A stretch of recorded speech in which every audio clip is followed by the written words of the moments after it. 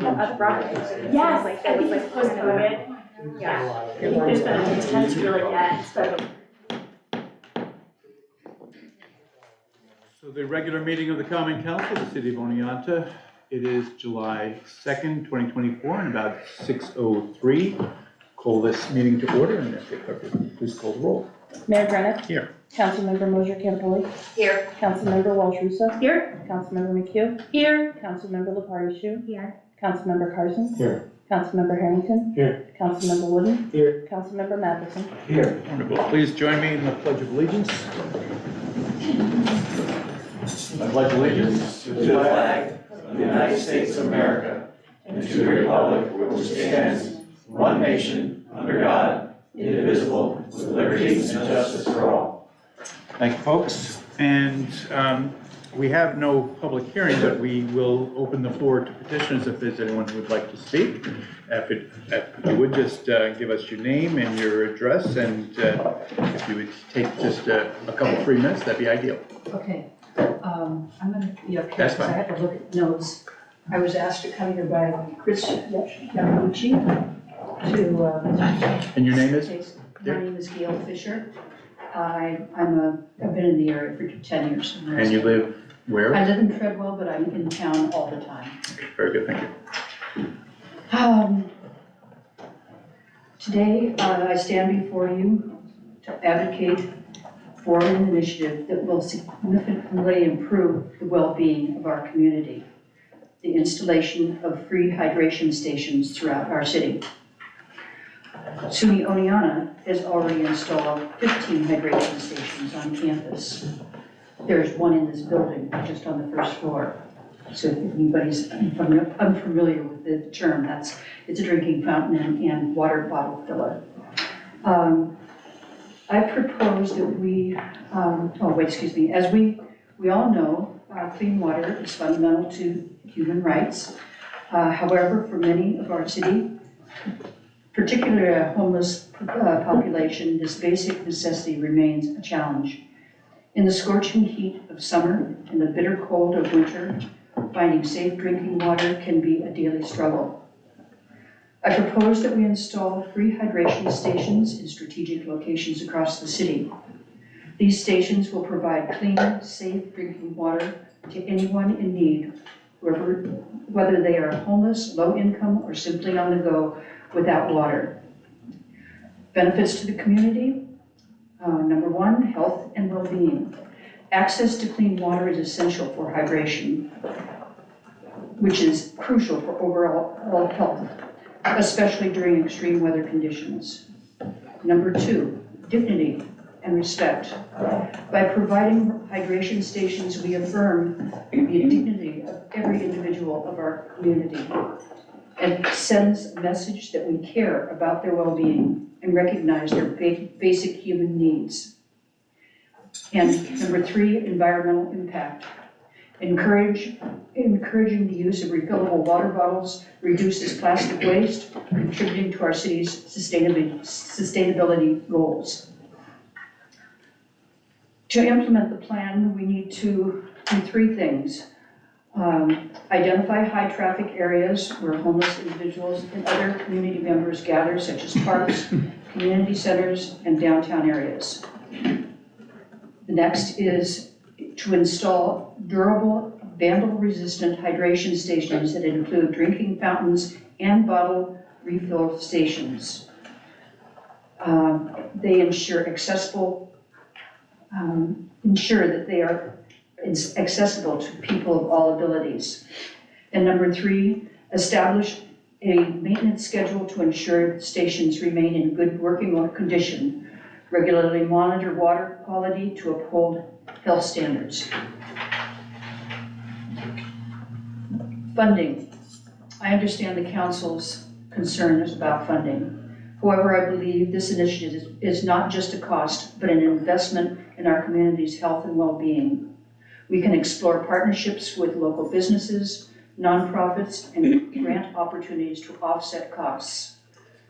In conclusion, the installation of free hydration stations is a simple yet powerful way to demonstrate our city's commitment to compassion, health, and sustainability. By ensuring that everyone has access to clean water, we uphold our values of equity and fairness to all residents. I urge the council to support this initiative and make a positive difference in the lives of our community members. Thank you for your time and Thank you. consideration. Thank you. Do we have anybody else who would like to speak? All right, seeing no additional hands, do we have correspondence? So you have 2 items of correspondence. It's included in your online packets. Both letters of support from college presidents for the DRI program. All right. Downtown Renaissance program. So we are joined at the top of our meeting by Paul King. Many people may know him as Cognier. And I invited Paul to provide kind of a reiteration of a presentation that he had made to those in attendance at Kano's Reimagining the Arts event in April of this year. Somebody sent me a video, and so I've invited him to share that with the council. And just as those who don't know Paul, he is a 2023 graduate of Harvard College, who has decided to remain and make his home in Oneonta. He's a strong advocate and believer in our city's future and its relevance to a population that we have identified as our primary target for recruitment.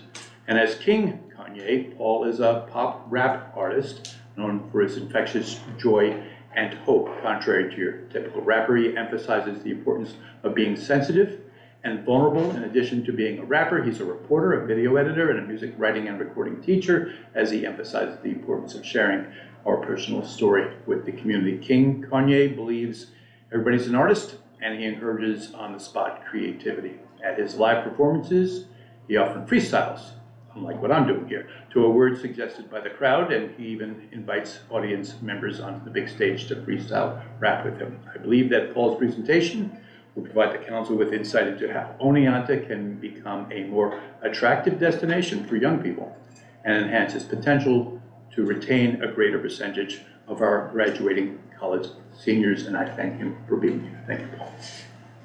Thank you for your introduction.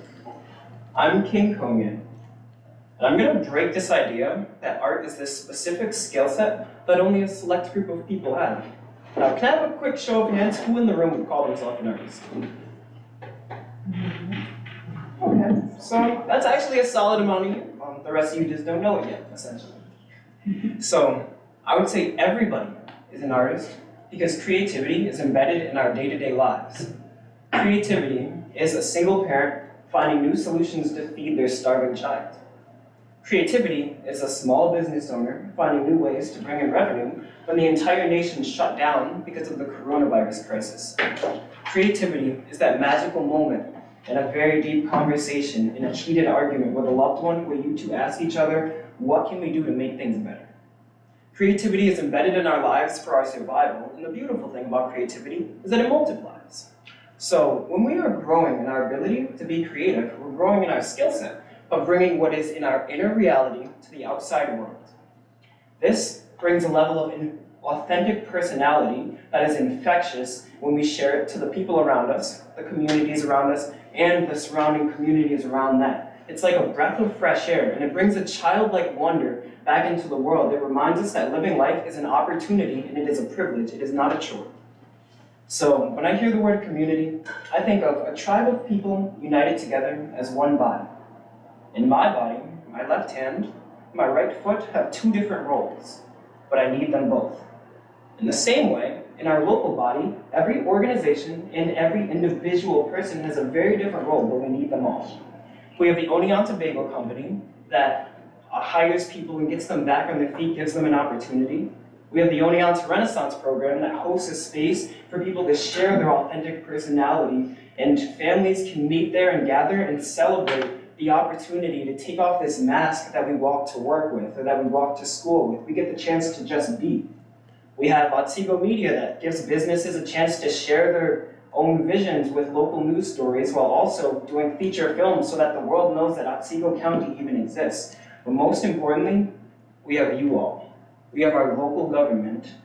The local government is the head of our local body, and it is crucial that the head of our local body leads with vision.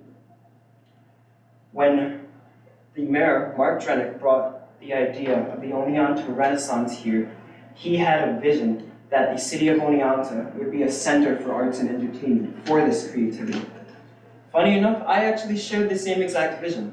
I grew up in a small town near the Albany area. It's called Clifton Park, New York. I went to Hartwick College after I graduated high school, and when I graduated at Hartwick, I moved to this city because I acknowledged that as a young man with big ideas in this small city, not only would my ideas be acknowledged and recognized, but I was encouraged to share them. When I say vision, I don't mean what you see when your eyes are open. Vision is what you see when your eyes are closed. If everyone could close their eyes and envision, what do you see for the future of Oneonta? My vision for the future of Oneonta is that we are a city flourishing with so much art and creativity and authentic personality that other areas, other states, people will be inspired just to move here because they know if they bring their business idea, if they bring their art here, they'll have a chance for it to be encouraged, to be shared, and it would be recognized. They know that they'd be coming to an area where they could just be, they could be human. We have the chance to have life in our city if we can if we can build our city on a foundation of arts. Now, this Oneonta Renaissance program puts on performances pretty much every Thursday and every Saturday, with Tuesdays also. There's a lot of different vendors, different artists involved, and I've gone to a couple of these, and I've been brought almost to tears at certain times because I see kids that are 5 years old, 6 years old, 7 years old, and they're splashing around in water. They have the chance to experience their childhood. Their imaginations are coming to life. We're fighting for that right now because we have screens, we have YouTube, we have the internet. Kids don't use their imagination in that same way. Art brings that imagination back to the table. Last Thursday, I actually went to the Jim Wolf concert, and there was a woman who came up to me, and she said, I don't remember what her name was, but she told me that she had a child who's here because of baseball, and she said, I like that you guys have this. I said, what? She said, I like that you guys have this event going on. And she pointed. She said, look at all these smiling faces. And I looked at that woman, I said, she gets it. I said, not only does she get it, but she's experiencing it.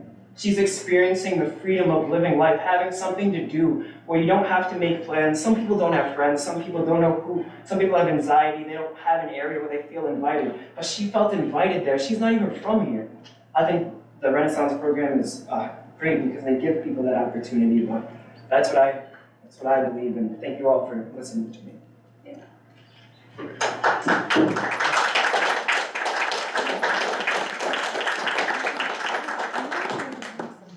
Do any of the council members have any questions of Paul or any comments? Yes, Scott. Thank you for settling in Oneonta. I don't know if you remember me from Hardwick. I work at performances and stuff, so. It's great to see. I didn't know that you settled in Oneonta, so it's great to hear. Thanks. Thank you, I appreciate that. Hopefully in a good way. Yeah, absolutely. So I have good news and bad news. The good news is that we have a wonderful video that Paul put together with some of the other folks at Otsego Media today, and Kerry and I have looked at it, and we're both super impressed with it. But we don't have sound, so yeah, I'm sorry. So we'll put it on the web, but it's basically a compilation of the last 3 weeks of activities, and it's a very, I was very impressed with it. So thank you for doing that. Sorry that we're not going to be able to play that right now, but it will find its way onto the web, and when you see it, share it out there if you would. It's nice work, and it was a donation, which is also so much appreciated. At this point, we'll move on to Josh Taylor, who we hired as a coordinator for the Downtown Renaissance program. And Josh, if you don't mind, this is your opportunity to provide a report on what's been going on. Hi, everybody. It's nice to see you. Thank you so much for the opportunity for us to be able to do this. I want to go over some of the wins that we've had with the Downtown Renaissance program. We're going to start with foot traffic. So there was a survey that was done with some of the downtown businesses, and what this is showing in the packet that's going around is that the vast majority of businesses on Main Street are seeing an increase in foot traffic. Some of the highlights, Magic Box said They're seeing much more foot traffic. Maxwell says definitely more foot traffic and more families. Nags says that they're up and they're seeing more baseball families. And my favorite one on this is Tino's Pizza, and I go in and out of there for pizza all the time. They say they're so busy they can barely handle the staffing. Now, as far as some of the numbers go and the statistics go, as far as downtown visitors year over year that are coming in and out of Muller Plaza. Week 1, June 11th through the 14th, we saw 369 people total come through compared to last year, which was 266. Now, week 2, and bear in mind that there was a heat wave during this week and it was brutally hot outside. We saw 537 people as opposed to 221 in 2023. And finally, in week 3, June 25th through the 29th, still kind of hot, but cooling off a little bit. We saw a total of 646 people, which year over year compared to was 165 people in 2023. So definitely significant increases there. As far as numbers go for promotion and social media. So our social media impressions from May 25th through June 30th, total number of impressions, which means the total number of times that a piece of content was displayed to the target audience, we had 164,100 impressions. Reach, which is the number of users exposed to a piece of content, was 32,600. Content interactions, which means people who were interacting with the posts, liking, sharing, commenting, etc., was 2,500. We have a total of 472 followers, 231 likes. Combined, that's all the people that are going to be seeing our posts on a regular basis. And total shares, which means anybody who shared anything that we posted, was 425. Mayor Drenick is an auxiliary referring page. He has almost 1,000 followers, so everything that we post, he goes ahead and shares as well. We've got Otsego Media doing various video promotion. They're doing 2 videos per week. Paul is assisting with social media. He's handling the Instagram page and as well as YouTube. Print promotion includes wrap cards, discount booklets, the pins that are being passed around. Those are being given out on day 1 arrivals at the All-Star Village. Calendar posters, brochures, flyers, and these are being distributed to such places as Cooperstown All-Star Village, Airbnbs, retailers, hotels, etc. And then after that, we've got just some of the examples of the promotions that we've been doing. We've got posters that are going up bi-weekly, and they list all of the special events, the performances in Muller Plaza, all of the special events, and then various, the Outlaws games and some various other arts and entertainment happenings around town. The Oneonta Farmers Market is definitely seeing an uptick and an increase. Meg provided us with a statement, something that jumped out at me. She says, "We have seen many new faces and constant foot traffic through the market each week, and they've added 3 new vendors." And as somebody who does work within the farmers market realm, adding new vendors, and especially 3 this early in the season, that tells a tale. That says that there's definitely foot traffic and people want to be a part of it. Something that I've had the pleasure of building out specifically are themed events. I love doing themed events, and I focused in on Saturdays as a street food Saturday event. And with that, we have live musical performances, we have multiple vendors. Some sell various food adjacent products like spices, and then we have our food vendors. And right now we have 2 regular food vendors who are from the area. One is Junior's Jerk Hut, and they do real deal, authentic Jamaican jerk chicken. It smells great on the street when you walk by, really draws people in. And we have Malto Malto Cafe, who they are doing Asian flavors drawing from Malaysia, China, Singapore, Korea, and Vietnam. And they are from Singapore and Malaysia respectively. And what they're bringing is very authentic and adding to the cultural landscape of Oneonta. Also, there is food delivery. We're going to be utilizing the CDO Workforce Youth Employment Program. They're going to be acting as almost like Uber Eats or DoorDash, but on foot, and they'll be running back and forth between the restaurants when people order food locally. After working downtown Oneonta, I wanted to highlight this week's show with the Jimmy Wolf Band. We counted almost 100 people in the plaza. We had local Oneonta business serving dinner, which was Big Al's Barbecue. We wanted to do a barbecue and blues night because the two go together perfectly. Almost 100 people there. Big Al's Barbecue, he had a line out the door. He was doing really well. It was a very nice night. Everybody loved it. And, I really see, with the lineup that we have, the numbers are just going to increase with the entertainment. After that, just some of the examples of some of the flyers that have been done for the bands. The art in the windows, that is going strong. Roots had a little event right at the same time that we were doing the Jimmy Wolf Band, and they were packed as well. They were, it was very well attended. There was people walking up and down, admiring all of the art, and it was quite enjoyable. The Westcott lot fence mural, some of the children have created art, and that's going to be laminated, and that will be hung up at the Westcott lot fence. And with the events that we're doing, and this is definitely something personally that throughout my career I've definitely tried to achieve, was everything that I do is diverse and inclusive. I realized leading up to Juneteenth that there was really nothing going on. I know that they had the Oneonta Juneteenth Festival. I met with the person by chance, Deandra, who is in charge of the Juneteenth Festival, and I asked her blessing to go ahead and do something for Juneteenth on Juneteenth in Muller Plaza. I met with leaders from the community, including Paul, and we hatched a plan in, 3 or 4 days? And we had, it was the hottest part of the heat wave, and we had a really awesome, well-attended event that was full of positivity, love, and diversity. Also, the nighttime alley market is going very strong. That's really awesome. If you haven't walked through there, that's off of Deet Street, and there's all kinds of cool art and stuff going on there. And the Oneonta Drum Circle is joining us in Muller Plaza on select dates as well. The Muller Plaza Information Kiosk is about 95% complete, and that is featuring brochures and various information about the city.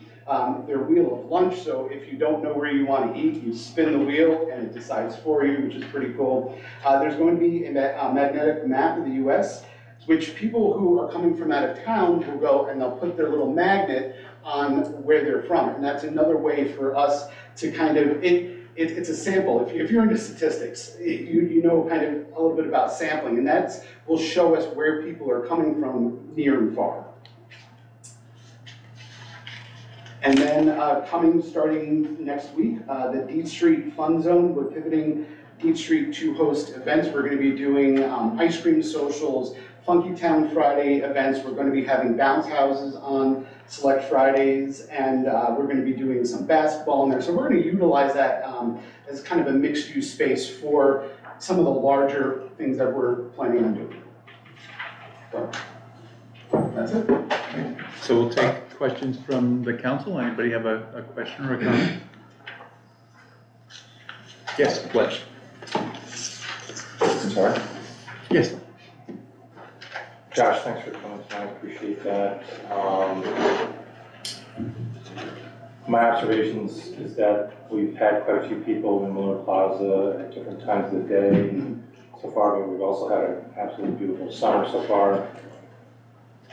What are some of the challenges that you're seeing being your first time out of the gates on this one? Really the only real challenge that I face is a time crunch. Being in the business of working with various vendors, getting them, I've got a great vendor pool set up. I wish I had a few more, and just with the time crunch, they book out. I started in May, and they book out in January, February. When I throw some large events around the county, and I book a year in advance for my food trucks and for my vendors. Mm-hmm. So really, that's really been the only challenge that I can speak of. The kiosk has done very well. I guess that's Kaler's idea. Yes. How's that going between you and Kaler, trying to utilize the space? Yeah, Kaler and I met early on, and we worked together really, really well. I'll give him a heads up that I have X, Y, Z that's going to be coming, and he says, okay, I'll move the water to the middle, and we can put all of your people in back here, and we haven't had any issues, conflict, or anything over the space thus far. And so far, you think you're gonna stay within budget? I do. Thank you. I'm kind of used to working with the Schuster, so it's nothing. Have we anything else? Yes. I have just a quick question. Are you taking questions about the farmer's market, or should that be directed to No, you? that should be directed to me. Okay, yeah. It was, actually, I'll just tell you really quickly. It was a question about having the food trucks incorporated into the farmer's market, but that may be more Meg than you, Mhm. right? Yes. Yeah, I'd be happy to help if she needs it, but Yeah, yeah, that's probably. thank you. Sure. Mark, I guess the last thing was just for you. Sure. So I think the statistics, and I believe that either Josh or Taylor or the two of you are keeping this. Yes, Kaler's keeping the statistics in Muller Plaza. Because I was there last Thursday and there was quite a few people and Yeah. I see the picture, but, can we ask the downtown businesses, some of them answered appropriately, basing from last year to this year. Yeah. But it seemed like the majority didn't capture that. Yeah, it's tough for folks. It really takes a little bit of, drilling down for them in the moment. And their sense of that, as a good example, I was talking to Vicky over at Shakedown Street. And I said, so how's business? She says, I'm down. I said, you're down? How could you be down? She said, yeah, I had a really busy May and June's been slow. I said, isn't June always slow? She said, yeah, because the kids leave. Right. So can you go into your computer, and luckily she's got a program that she can go in and compare apples to apples. Right. So she went and she thought she was down 14%, she is from May. But she went in and saw those first 2 weeks of June, which is the period that we surveyed here. And said, oh, I'm up 3%, she said. It's hard to do the apples to apples with folks that are kind of like in the middle of it all. But that's the question that's being posed to them. Not so much, relative to May, not so much relative to your year overall, but can you kind of go back in your thinking, where were you last year and where do you think you are relative to that this year? And so that's how that question was posed to most folks. And most folks, I think, got it, but I think there weren't a lot of what you would call empirical, data being They were pretty provided. much the ones that were spot on. Yeah. When I say I'm up 3% or Right, whatever. we were looking for quantitative information, Yeah. they were spot on with that. Yeah. That would be very helpful for us here, in future decisions on whether or not this is actually working. I mean, if you're looking at June of '23 to June of '24, that makes sense. Yeah, I think what I've heard from a lot of people, and those who've been through downtown would probably bear this out, is that, there are clearly more people on the street than people are used to seeing right now.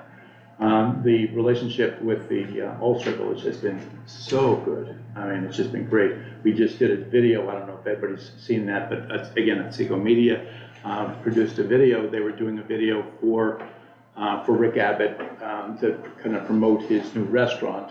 And Rick said, can we get the mayor here? And so they pulled me out of a meeting that I was at, which didn't break my heart. And then I ran down to the ball field and we did this really wonderful video where we're kind of just, can you top, we're saying, well, I love the Cooperstown also, but oh yeah, but I love downtown. And that kind of thing is so valuable because now we have that captured. And so every one of the 13 weeks of visitors to the All-Star Village has their own group or their own Facebook group. And so we can send that out to them and kind of prime the pump a little bit. So that relationship with the All-Star Village has just been, spectacular. Anybody else have a question for either Josh or even myself? Yeah, I just wanted to add that I've been downtown for like the event that was last week and several of them, and they do look very well attended, and people do look happy, like he was saying. Yeah, it's a lot of smiles. Very nice to see the smiles. Yes? Just in terms of scheduling, will we be hearing a report at the end of the summer? Is that the timing in terms of updates? Yeah, I think we've agreed that once a month, so the next one will be the first meeting in August, and then we'll have kind of a wrap up, I would imagine, of how the entire summer went at the first meeting in September. And then a couple of months after that, Ginny will tell us how that's impacted our sales tax, which is really the ultimate arbiter as to whether or not this has been successful. Josh, thank you very much. I know you've got to move tables and chairs, don't you? I do. So we have a performer playing in Muller Plaza right now, Joanne and Joe Chmielowski.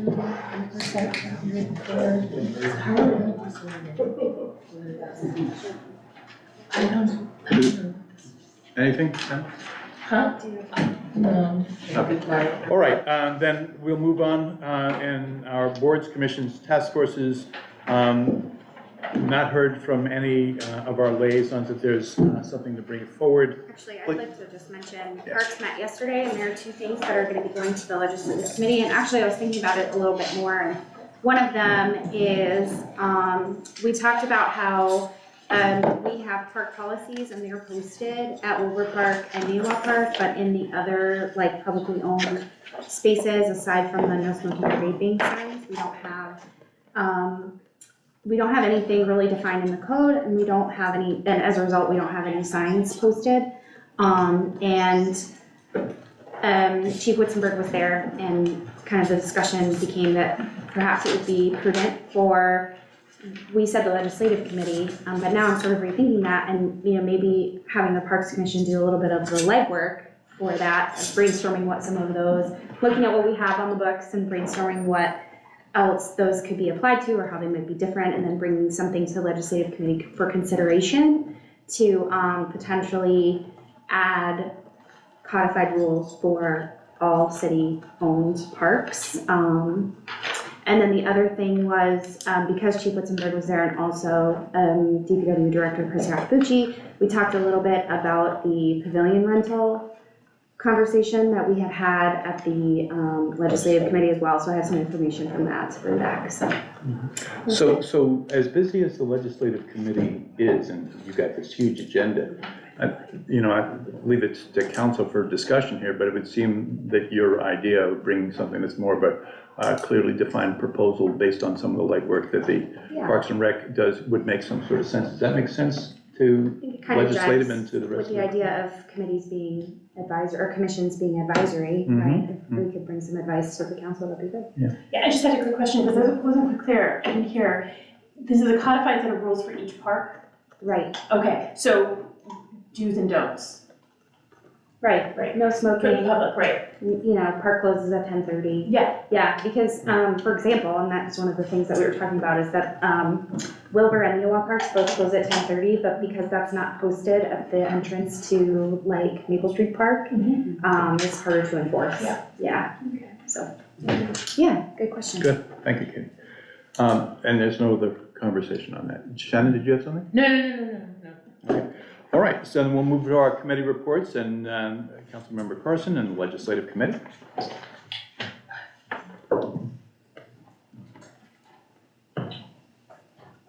you, Mayor. We met Monday, June 24th. We listened to 2 more experts on the film permitting / legislation. We went through that process, and we tried finishing up the fee schedule. There's a couple of outstanding aspects within the fee schedule that we're waiting on department heads to get back with us about. And we are hoping to talk about the zoning code update on neighborhood markets July 8th at our next meeting. Any questions for Glenn? Okay, well, very good, thank you very much. And we'll move on then to our Finance and Human Resources Committee. So we met on June 27th, and we, as our introductory meeting, we reviewed what our role will be as a committee, the series of responsibilities that we're taking on. We talked about the processes, which I discussed last council meeting, that the emphasis is really on efficiency, effectiveness, and really placing, in terms of the centrality of our work, the strategic plan, which we met last week to discuss.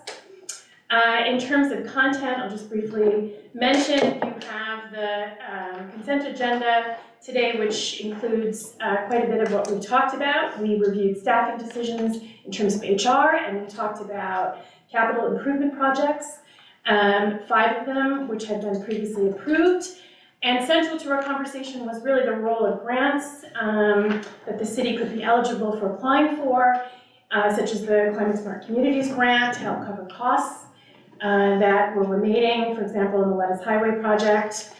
And we wrapped up by concluding that we'll meet on July 11th for our next meeting. Don, did you have any? No, I think you covered it all well. Okay, let me take questions or comments from the council. Glenn? Cecilia, can we just reference motion number 10 and motion number 11 and just, I read through the report, I'm just trying to understand it a little bit better. Could you just kind of walk us through those two motions and what that commitment on our end is going to look like? In terms of the Oneonta Route 23 and 28 Yes. projects. The description here includes, would you like me to read the description to the No, audience? I was or- just trying to understand, I've read it a couple times, I'm just trying to understand the process. We're going after a couple of grants. It looks like the CSC. Yes, that's right, that's what I just mentioned. So it's actually quite exciting because there is this expenditure that the city needs to provide, which is a match, and the CSC project would help buffer those costs if we receive the grant. So it's actually quite, for the beautification and for the pedestrian walkway of that project. So the max that we could get under this grant is $760,000, but it would cost us basically $200,000 to get that? Am I understanding that correctly? So, sorry? Should I? Yeah. If you want. No. Yes, Judy, go ahead. It's basically this one and the next one. We already have the projects. We have the sidewalk and Lettuce Highway project. We've already committed to the match. The wastewater project, we also have that project. We got a 50% grant on that and we're committed to the match. These two grant programs, if we can get them, will allow us to reduce our match by more grant funds. But we've already committed to the match in the first project. So we need these resolutions in order to submit these two grant applications. We need to commit to the match with these particular grant funding sources, but we've already committed to the overall match, and this will just reduce what we actually have to pay for a match on both projects. So it's a win-win if we get it. And we put in 2 million as the potential max. That's the max for the grant. Correct. The estimate for the city was we would probably be eligible for 760. Is that We're up. Yeah. Yeah, we think we might. Sorry. Yes. We just learned that we may be able to go and apply for more than that and have a smaller match and a larger grant. So we're still working on exactly what that amount's going to be, but it's going to be closer to the 2 million than the 700. So we're really excited about that. There's no telling what we'll actually get, but we may be able to do even better than we originally thought. Yeah, so I was just reading this report, and when I get down to the bottom of the committee review, it says comments, it says council should authorize the CSC grant application as described above for a total project cost of up to $2 million with a city match of up to $400,000. So between that sentence and the one above, I was just getting confused of the So 760 to the 190, and then now we're down to 4. the program allows us to apply for up to $2 million. And we originally thought that we could only apply for a smaller amount of our match. But now it looks like we can apply for a little more, but if you go in for the full $2 million, it's unlikely we'll get funded, because they have just a set amount of money to give out to a lot of communities that are gonna be applying. So we're gonna be under that 2 million, but we're gonna be somewhere, hopefully around 1.5 million is what we think we're gonna be applying for. And we think that would stand a better chance of getting funded than the full 2 million. Mm-hmm. And it's more than we originally thought we could apply for when the finance meeting happened. And I wasn't there to help explain that. I had a graduation to go to for a granddaughter. But we think we're gonna be able to apply for a pretty good sized chunk, and if we get it, it's gonna majorly reduce our match on that project. On the wastewater project, which is number 11, the way that that funding works is we may be able to, if we get the funding that we're gonna be applying for, we may end up with a very, very tiny match on the entire $5 million, like 10% or less. Fingers crossed if we get it. But if we get anything, it's gonna reduce our match, which right now is 50%. So anything that we get is gonna lower that. Right. But we're hoping it's gonna lower it substantially. It's very exciting. I've never seen funding at these levels. It's amazing. So we're going after 1.5 million to, for We think so, we Ocean just Thereabouts. had another conversation today, with our grant writer, and we went through all the application documents, for both the TAP grant and the CSC grant on the, Lettuce Highway project. Because we had to figure out what we can use for match for both grants, and, we believe we'll be able to go in for around 1.5 million, with the associated match of that, which we've already approved the match, but, yeah, it's gonna, if we can get any of that, it's gonna reduce our final match. And we just so the council's aware, the city just received certification as a bronze member of this Climate Smart Communities program, which puts us in a really good position to apply for this grant. So, also,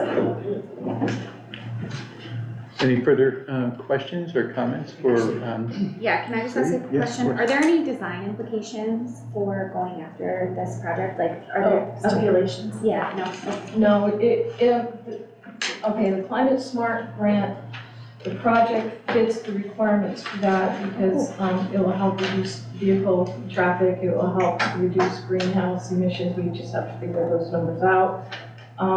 It completely fits that program, and the wastewater quality improvement program also fits that particular program as well without any changes to our design, so.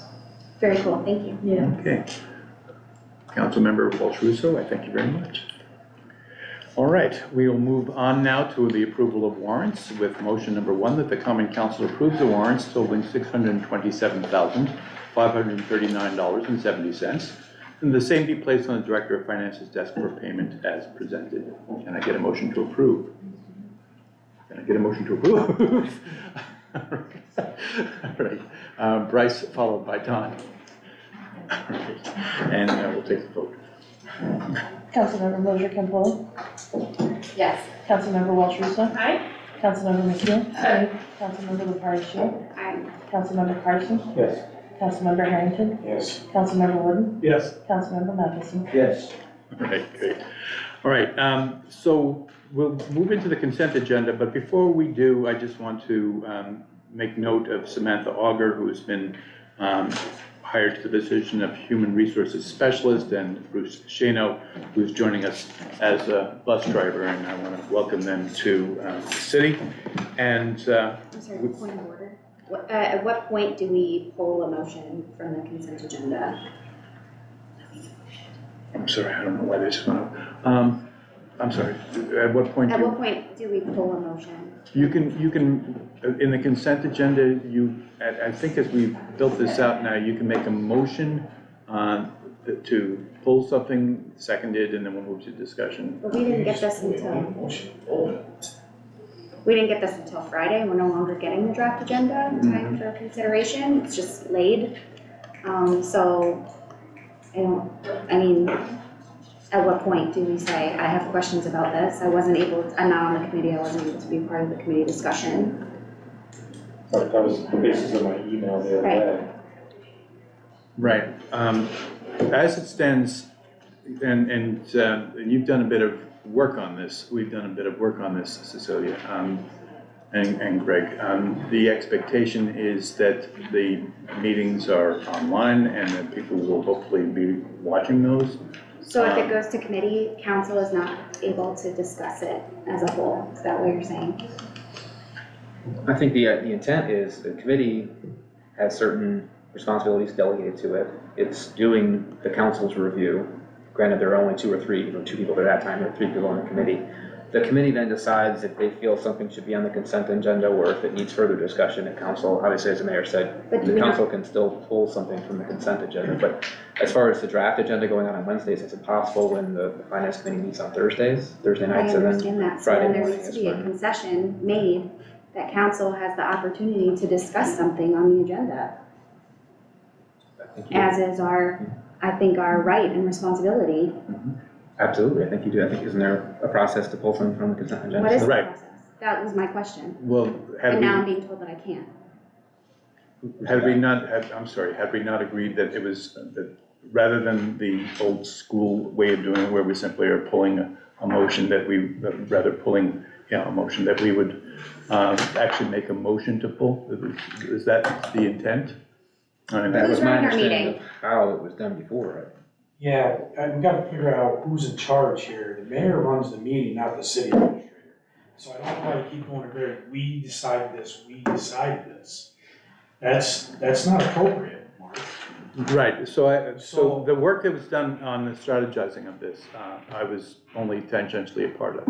And so, Which the council wasn't part of the strategizing of what you did with the finance committee. You sat down with the chair and the chair sat down with a couple of department heads, but it wasn't the council that was involved in trying to set up how we were doing things.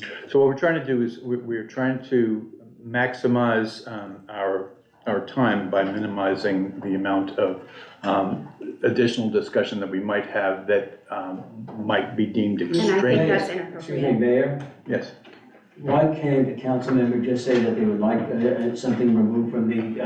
we can absolutely go that route.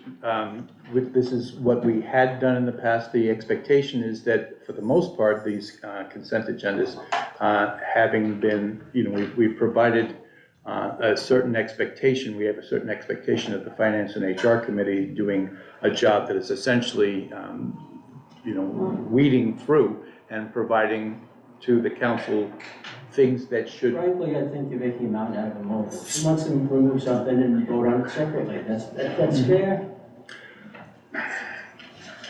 So everyone, I think, understands the intent. Personally, I have no issue with reverting to the previous policy of saying does anybody want something pulled from the consent agenda? But go ahead. I would like to just reiterate what's been said already, I think at several meetings now, which is that the Finance Committee is in existence in order to discuss these issues prior to our meetings together. So we've already gone over all of this. Right, If you would like to have a conversation, we meet Thursdays at 5 o'clock. and I wasn't able to be there, and I'm not assigned to the committee, Mhm. so I would But continue as to a like. council member, you are free to attend. I understand that. Mhm. And I have attended a million committee meetings, like, I don't know, 300 of them in the course of my term. So not attending one committee meeting should not preclude me from having questions about something that I have been discussing and working on for several years in council that is now put in front of me to pass as consent. Okay. Does anybody here feel comfortable just passing an agenda without it being addressed? Without it being looked at by either end? Are any of us feeling like that's okay? We're just ready to say, okay, let's pass this thing. Or does everybody want the opportunity to be able to say, hey, you know what, number 12, I really don't know that much about it, I really have a few questions, right? People are probably feeling. All right, so So let's figure out a way to do that. So as the mayor, the decision I'm making is that we will revert to the previous policy. We will pull from the consent agenda something that feels to a council member that it should wind up going to discussion. We will hope that what we're trying to accomplish here gets accomplished, which is that for the most part, that which the Finance and HR Committee is doing is, number one, respected for the effort that they're putting in, but number two, Please don't that make you, it about respect. that It has number, to do that with number, involvement in issues. number two is that what we wind up doing is asking, as Len did, within the context of the report that was made. You had a question, those got answered. We also have YouTube, we also have the ability to, I to read through attend. the memo. But what we will do is we will pull, as we had in the past, and we will hope that in the long run, we all understand what we're trying to accomplish, which is, use the word respect or use another word, we are empowering the Finance and HR Committee to do a very specific job. So there won't be any question on legislation coming from the legislative committee. We're gonna put it on the consent agenda and we're gonna pass it without any discussion as a full council. That's the intent? It just doesn't make sense to me that in the finance committee meeting, 2 out of the 3 committee members are there. So in essence, you're asking 6 others to accept the Yes, work that the other 2 flushed out. that's exactly All right. right, so, That's precisely right. all right, so as, It's a representative body. But if you I It don't is a need- committee. I don't need you to get upset about it. I'm just trying to point out what I started a question with in the email You yesterday. are questioning the competency of the committee. that's not, That's not. That's not true. That's true. There's That's not no- true at all. there's no opportunity for anyone with any questions to have those questions answered outside of attending another committee meeting. And it's not a matter of disrespect, it's a matter of making sure, I didn't That- say respect, I said competency. respecting your competency. I didn't say that. Elaine? I just wanted to add that I know that part of the purpose of, pulling the work out, into the various committees was to also save some of our time here Correct. because, we were getting bogged down in some of the needs sometimes. So to try to work through some of that. Right, so all of us now understanding what we're trying to accomplish, go ahead. I'm not Just say- upset, Len. So please don't mischaracterize. I'm not It upset. definitely feels like it was a raised Well, elevation of voice and a constant, No. right to the that's a point of misread. what you want to get across. That's a misread But- of what I'm saying. Please answer the question that your fellow council member Katie just presented to you. So are you saying that when the 3 of us in legislation present something, you're not going to question any of it? You're not going to have one question whatsoever? We just had a conversation about what we discussed at this committee. You just asked a question and you just responded to it. So would it have been more appropriate for me to say, I would like to have a long discussion about motion number 9 right now in the middle of your report? A In group the middle discussion of whose report? of your report of the finance and If HR you had committee. a question, why not? We just did it. Okay. So maybe Just that's the path literally forward. did it. Mark, Yes, Scott? this is new because we just changed from what we were doing. Right. And I think there's a lot of confusion. There isn't confusion. I In the way of if there's a question, well, no, because we could go back, we had an opportunity to poll in an email and say we had an issue or we didn't understand something, could you please poll this? And prior to that, we pulled it at the Right. meeting. And now this coming in, I just think it's because we switched, all of a sudden, 7 months in, we just switched again. Right. So I was just, if we want to discuss it when we give the report, maybe that's So, the time to do it. thank you, I Scott. don't know, just Thank you, something. thank you, because that's what I'm looking at, I think that's what we were looking at. Again, I wasn't involved in every meeting, but I certainly trust the individuals who were in that meeting to move that agenda forward after we had kind of established the basic parameters of where we wanted to go. So the idea that we are doing committee reports, and in that committee report, as Len appropriately did, it's like, I've got a question about 10 and 11. Can you please expound on that? And with the assistance of Judy here, we were able to clear that up, and those are really no longer questions, I would suspect, and they'll remain on the consent agenda. And I would think that within the context of that report, that any question that somebody might have about an item that's on the consent agenda that the Finance and HR Committee deemed was appropriate to go on that we will have that conversation there. If that does not work, I am telling you that I am going to be as flexible as needs be to get us to a place where we have something that works. But we know that hard work has been done with the expectation that it's going to wind up cleaning up the process, making these council meetings, more efficient. And because we do have YouTube, because we do have the ability for people to sit in the gallery, we do have an opportunity, even within the context of the meeting itself, to get some feedback from council. Yes. I'm sorry, I'm sure this is gonna be offensive, but I'm going to say it anyway. The Finance and HR Committee has had one meeting. I'm sure that it was quality. But the thing that I would like to talk about is our ARPA funding, which has, since inception, been a full council discussion. So to say that the Finance and HR Committee has it locked up after one meeting and it's good to go on the consent agenda and it's inappropriate to ask questions is like, I have no doubt that you will do good work. But this is not something that 2/3 of you have background on. And I just think that asking questions about it is not disrespectful inherently to the work that you do on that committee, especially since there has been one meeting. Right, so Cecilia, before you jump in, so I think what we're saying here, and hopefully this is resonating, is that we're looking at a paradigm in which during the report that is provided by Cecilia of that Finance and HR Committee, that anyone who has a question about any of the items that made their way to the consent agenda, that is an appropriate time to have a conversation that's clarifying. If in the context of that conversation, you find that that is still not something that you feel needs to be on the consent agenda, I want to open the opportunity for that to be pulled, to be moved to discussion. I think that's actually appropriate.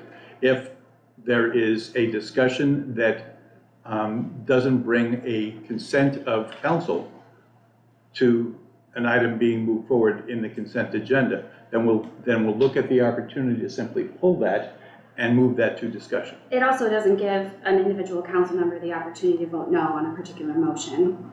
You would have to vote no on the entire consent agenda. The consent agenda, correct. So, as what I'm saying is that if you have a conversation, ask the questions that you would ask of Cecilia as she does her report. Those still don't work for you.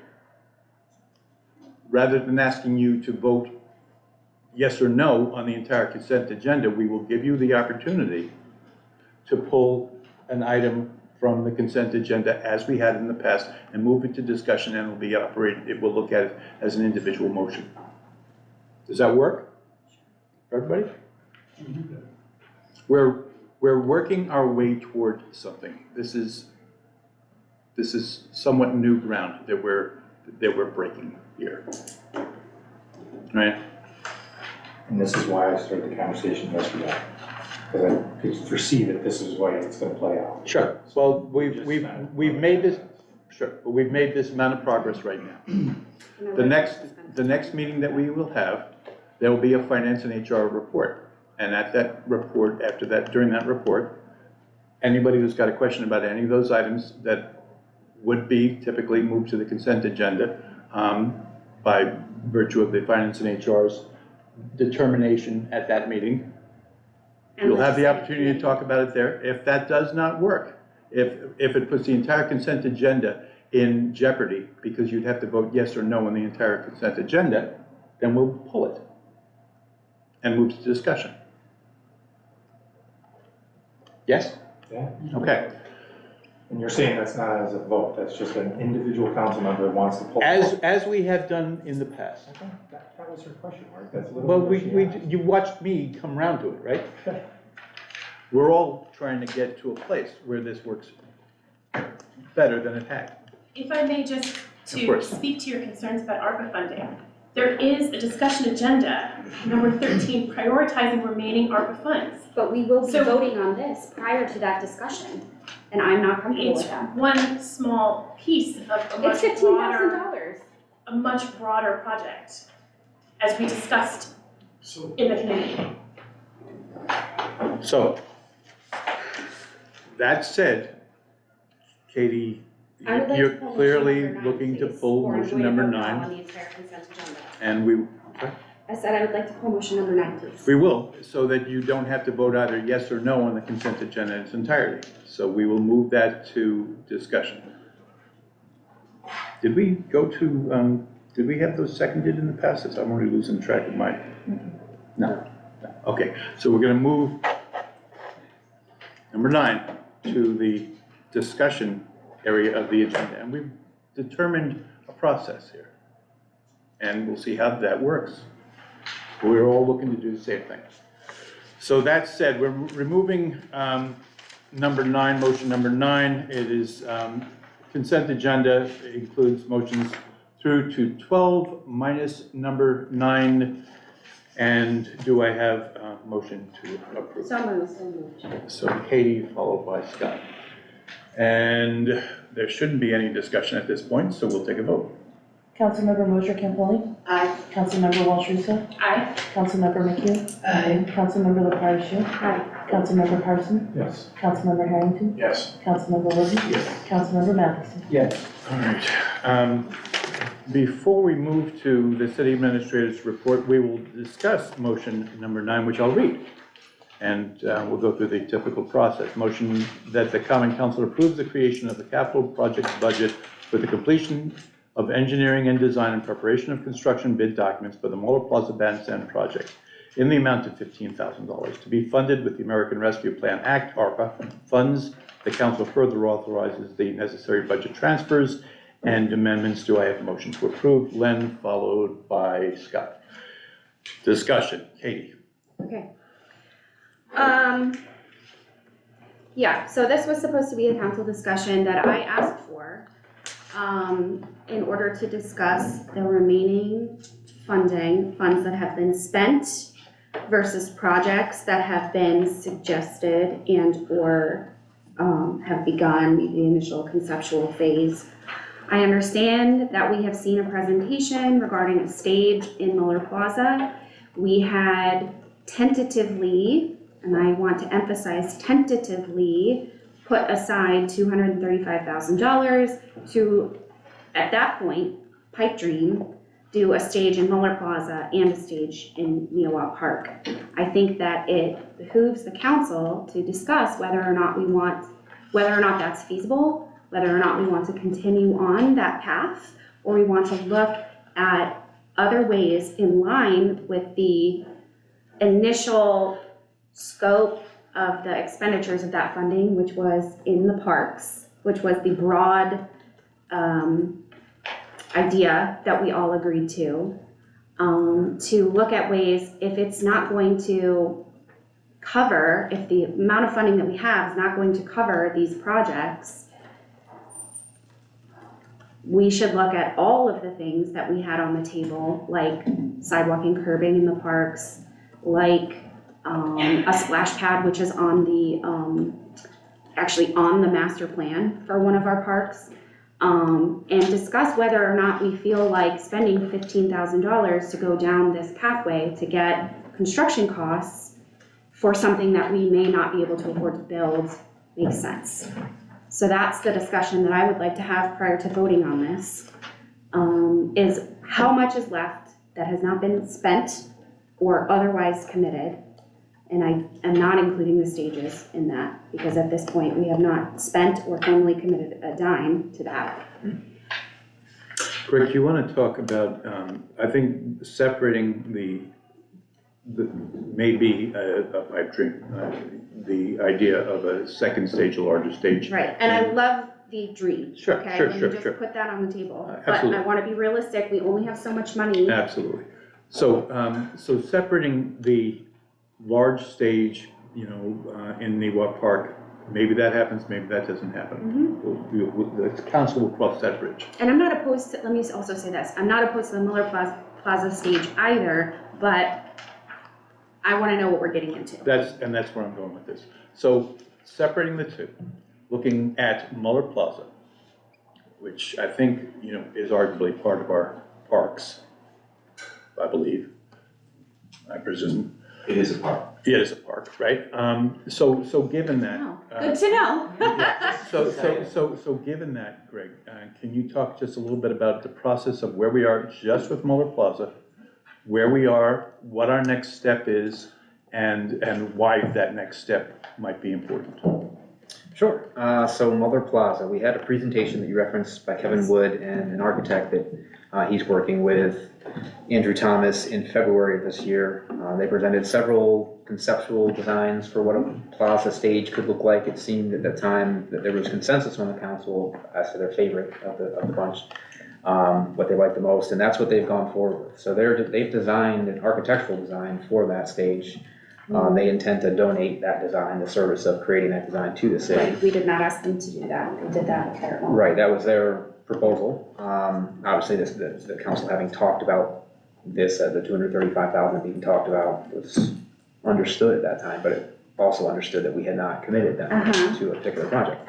So they've done that, they've invested money to create that design. What needs to be done now is a little bit of engineering associated with that, structural engineering for the foundation, the stage itself, as well as there were some electrical issues in Muller Plaza you may be aware of from events we've had issues. We'd like to clean those up in this project, so we'd like to do electrical engineering as well.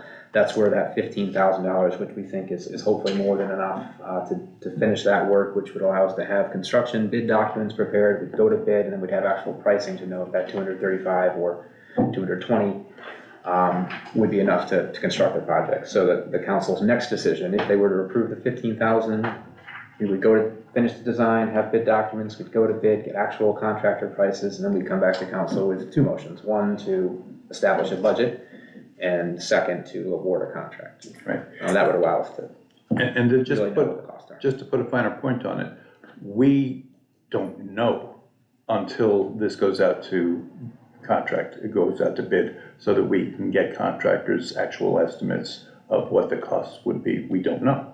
It's like over $1 million though, right? No. When we were talking about that we were referencing a much bigger idea for Niwa Park that would be a much bigger project that we don't have any idea whatsoever. This is a more reasonable project to accomplish within that budget.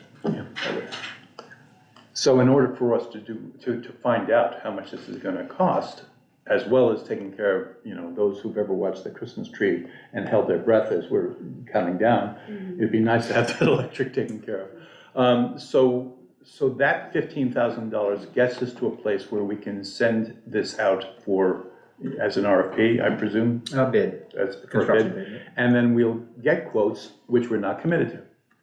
And then those quotes come back to the council, and if we find that the thing is gonna cost $60,000 or $70,000, as opposed to $235,000, or if it's gonna cost $235,000 and take every dime, then the council's gonna make a decision at that point as to what they wanna do, and what you wanna do. Does that kinda make sense?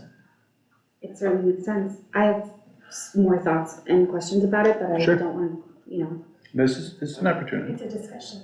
Yes, Tom? During the committee meeting, I had reservations about this, and my first impression was I thought the private, the proposal was gonna be paid for private money, with private money, and I think, Greg, you explained that wasn't the case, is that correct? Right, the proposal, the donation that we would receive would be the architectural design of the stage. Right, and I misunderstood the whole thing.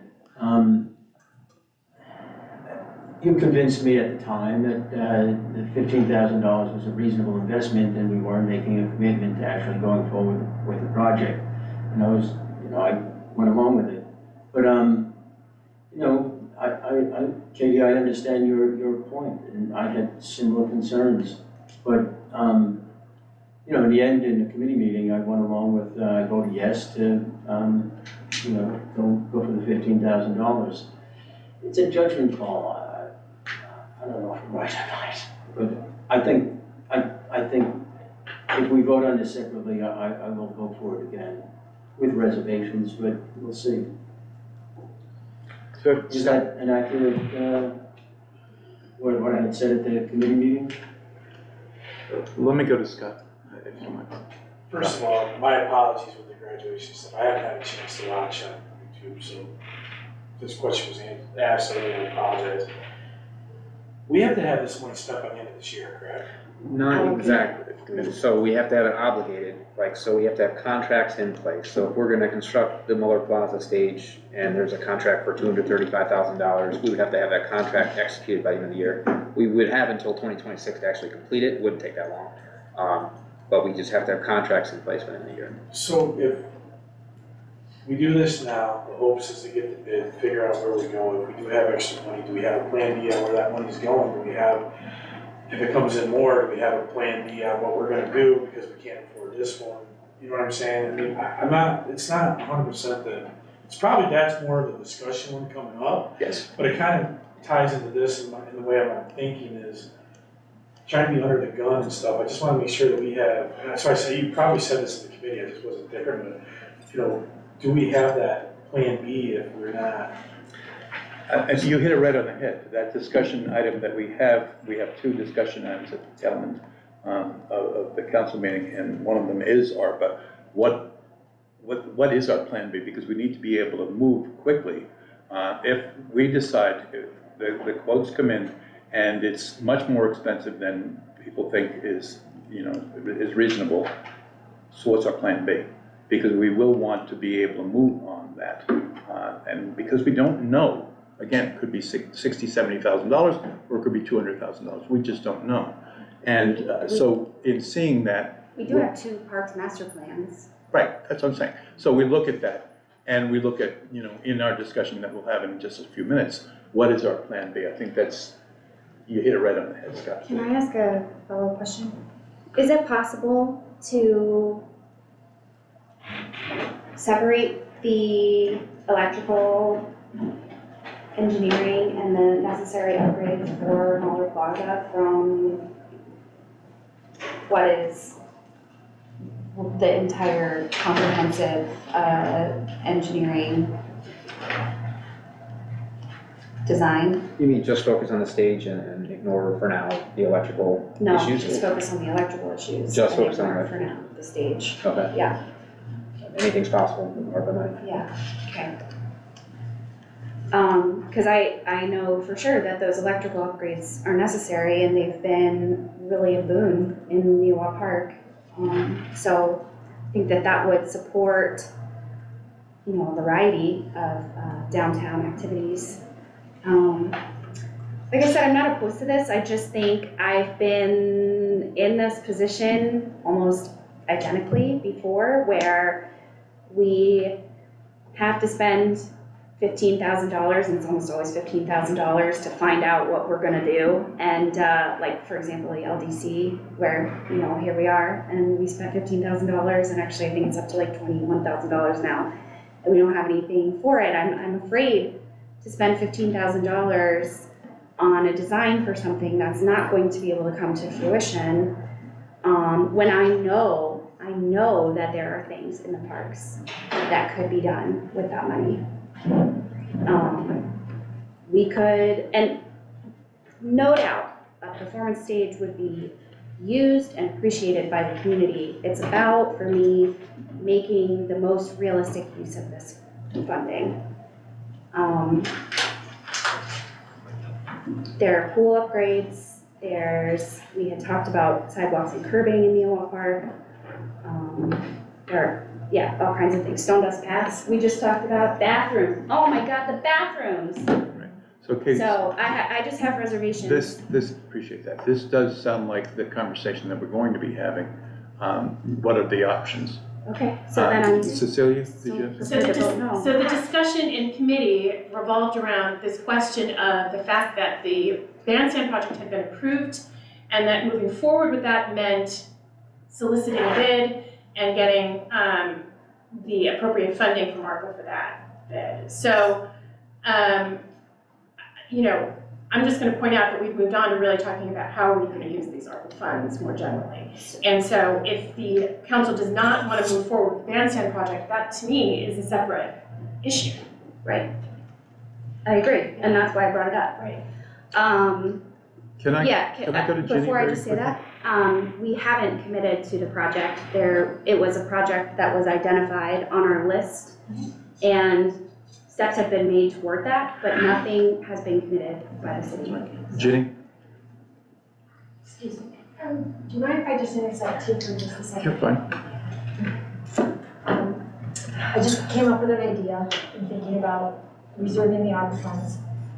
If the council wants to know the cost of building this bandstand, and if you want to commit to the $15,000 for doing the actual design, going out to bid, so you've got the information that can always sit on a shelf for a project later in the future.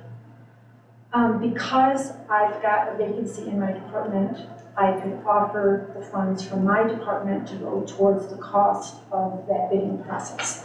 That way you could use the ARPA funds, reserve it for another thing. But that, I'm just throwing that idea out there for you to consider as another funding source if you want the bidding process to go forward. I just wanted to give you another option, so. It's really generous, Judy, thank you. Scott? I just want to, Greg, we have the conceptual design, right, that they gave us. Can you just explain what that might, we can't just have, say this is what we're looking at and have a contractor say this is what they're gonna do, build it this way, this is how much it's gonna cost us. We don't We have have, to actually, we don't have the electrical design yet, we have to look into that and do oh, it. the electrical. We have the, the stage, we could show the drawings we have now to a contractor and ask them if they voluntarily would give us a price on that. But ultimately, we need to figure out what we need to do exactly with the electrical. By the time we do that, if we spend this money, then we might as well just go to bid and get actual prices. So if we do decide to go forward, we're ready to do it. I think it would just be an added step. I mean, we could look into that, it would take some time, if we could find a contractor who's willing to look at that and give us an idea, but that's not the same as an actual bid price either. I mean, obviously, we could ask the architects to do that for us if they're willing to. Again, they're donating, they don't work for us, so. So we don't really have it spelled out that we're looking at it like a 10 by 20. Oh, yeah, we have drawings. No, it's very specific. But you put that out in specs and then they come back and say, well, this is how much it's gonna cost. Yeah, that's what we're trying to do, by going to bid with it. So we're not looking at an estimate, we're looking at a hard number, or guesstimate even. Go ahead, then. I'm in favor of the bandstand. I think we were all very enthusiastic the night of the presentation about the conceptual drawings and what it was gonna look like. And then I was reminded of that last Thursday when there probably really was about 100 people sitting in Miller Plaza listening to blues guy, because he's famous. So I definitely think it's one of those things that's gonna be used. I get it, Katie, it gets frustrating when the municipality goes out for bid and it just costs $15,000 to come up with the bid package and go through that entire process. I totally understand that. It is very frustrating because for our small city, that's a lot of money.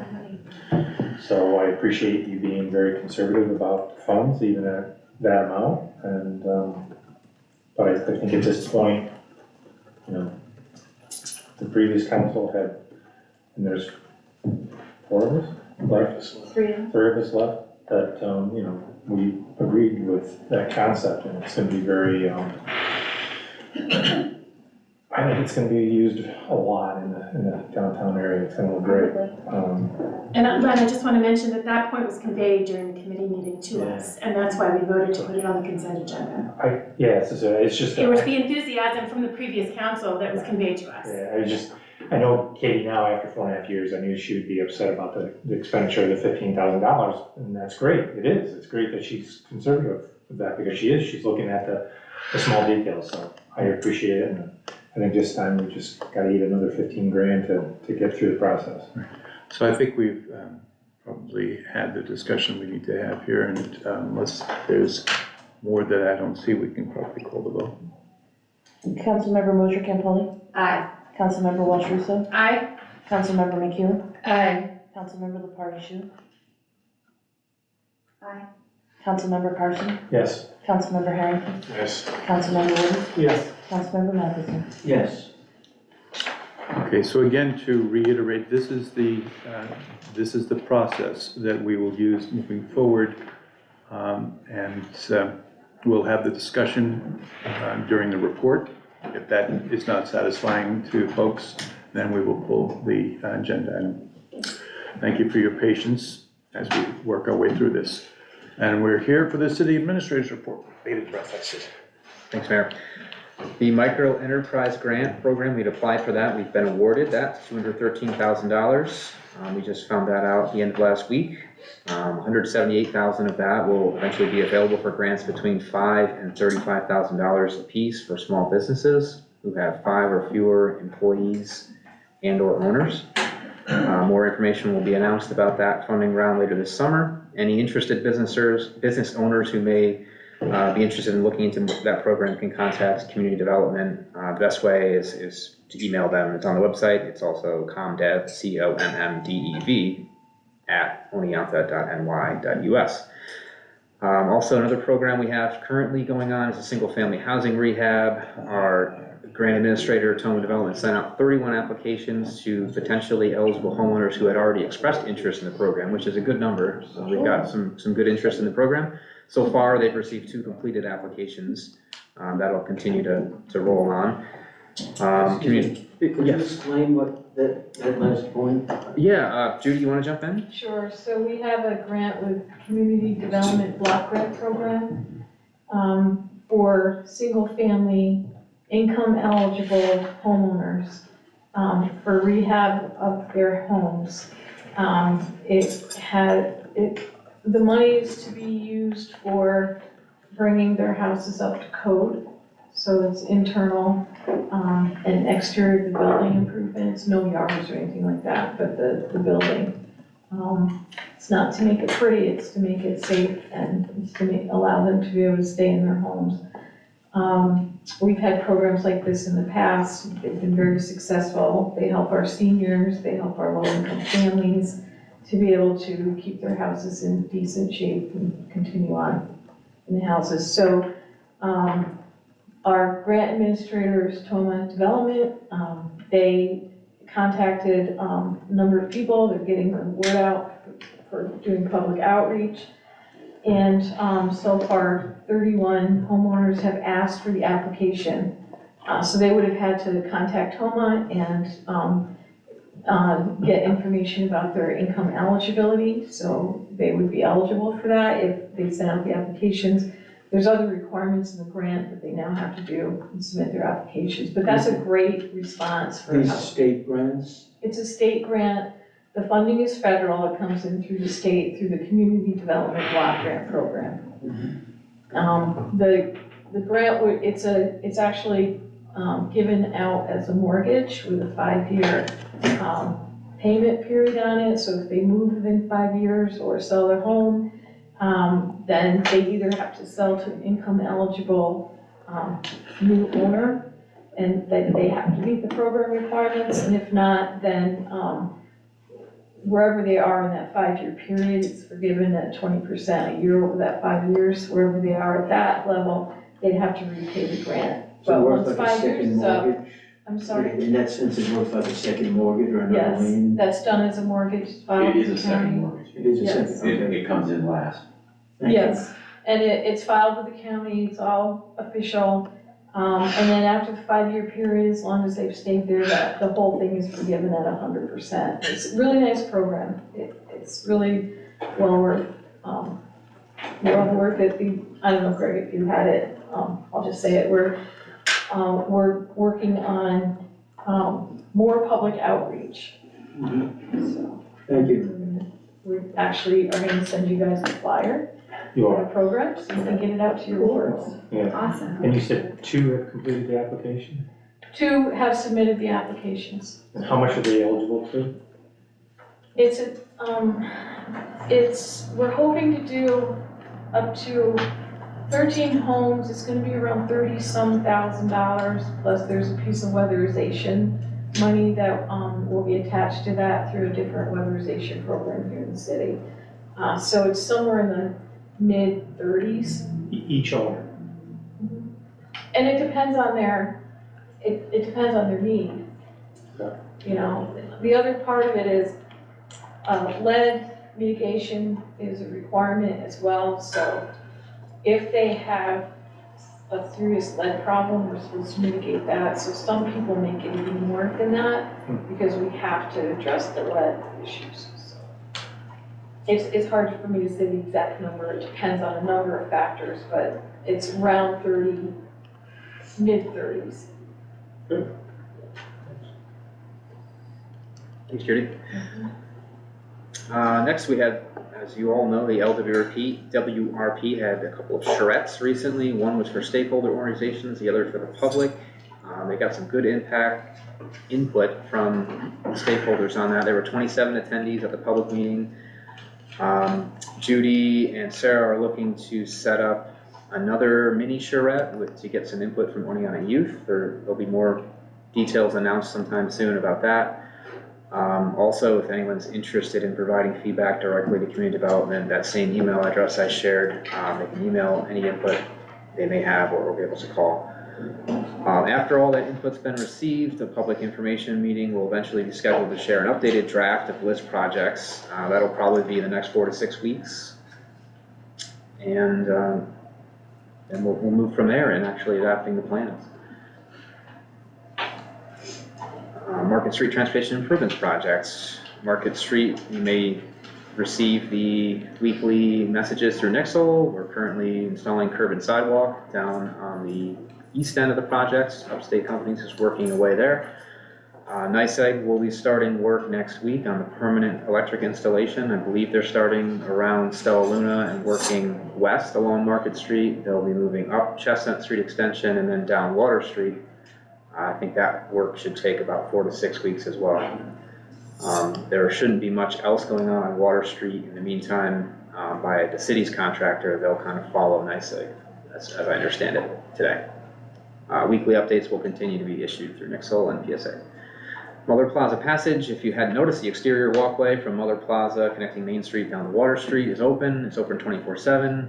It's been talked about, I think, since I was hired here, having that gate open. So thank you to Springbrook and the 4-block project. They, spent some money to improve that. They added a fence to keep people from wandering onto the Clarion or the Marks property. So that is now open to the public. The interior walkway is still not open to the public. They've got a few things left to do, some door hardware to install. Once that's done, then we'll notify the public that that's open. And that includes the elevator. Sidewalk and curb replacement, Monroe Ave, CEO Street curbs have been installed. I believe the sidewalk on Park Ave is nearly complete as well. The Parks, Buildings, and Grounds crew is working hard to prepare for 4th of July. There's been meetings with various city departments involved in the parade. That is planning to be happening along Market Street, Main Street. DPW painted 175 temporary parking spaces on the grass field 5, which is behind Damaski Field in the park, to provide a little extra parking, presuming it's not a rain out. We'll be able to use that. They're going to add some temporary lighting as well for the 4th, so be able to accommodate everyone who wants to come. Pavement markings contractor still working throughout the city. Hazardous tree removal contracts complete. A lot of work going on this time of year. Sales tax. April, we received $435,000 in change, which is about $20,000 more than last year in April.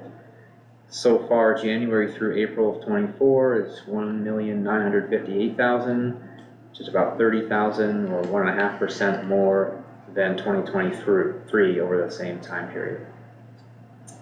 That was all I had. I'll take any questions for sure. Questions? I'd just like to add one thing. I spoke to the folks from Springbrook about the Ford on Main, and they said there were a few delays for occupying the apartments, but the good news is that 3 tenants have been finalized and 16 are pending. So it's slow, but it's moving forward. It'll be good for downtown. Further questions, comments? Greg? Okay, very good. My remarks will be quick. I want to acknowledge both President Jim Mullen from Hartwick and President Alberto Cardei from SUNY Oneonta for the support that they provided by way of letters of support for the Renaissance. It's good to have these folks at that level as partners. And frankly, they, along with several other folks from similarly large institutions and agencies, they are such a boon to our potential and the success that we're having. So my thanks to them. I'd like to ask, and I've just cleared this with Carrie, I didn't clear it with you, but I've asked Carrie if she would please act as conduit for council members. What I'd like to do is see if July really looks to be a very busy month for several of us, but I'd like to I did send out that information to everybody from the Dick Schultz session that we did relative to communication. And if you could take a look at your calendars for August, we'd like to block out, I think, a minimum of 4 hours that we can sit down and have a conversation. It could be Monday through Saturday, frankly. If you would just get with Carrie, let her know what's going to work for you, if anything. I think it's reasonable to look at about a 4-hour session as being a minimum time that we should spend together in this conversation. And then we'll connect with Greg and your calendar and several of the other folks that we feel like should be in attendance as well, and then settle on a date, and I appreciate that very much. Outside of that, I have... I'm sorry, this is to review your findings?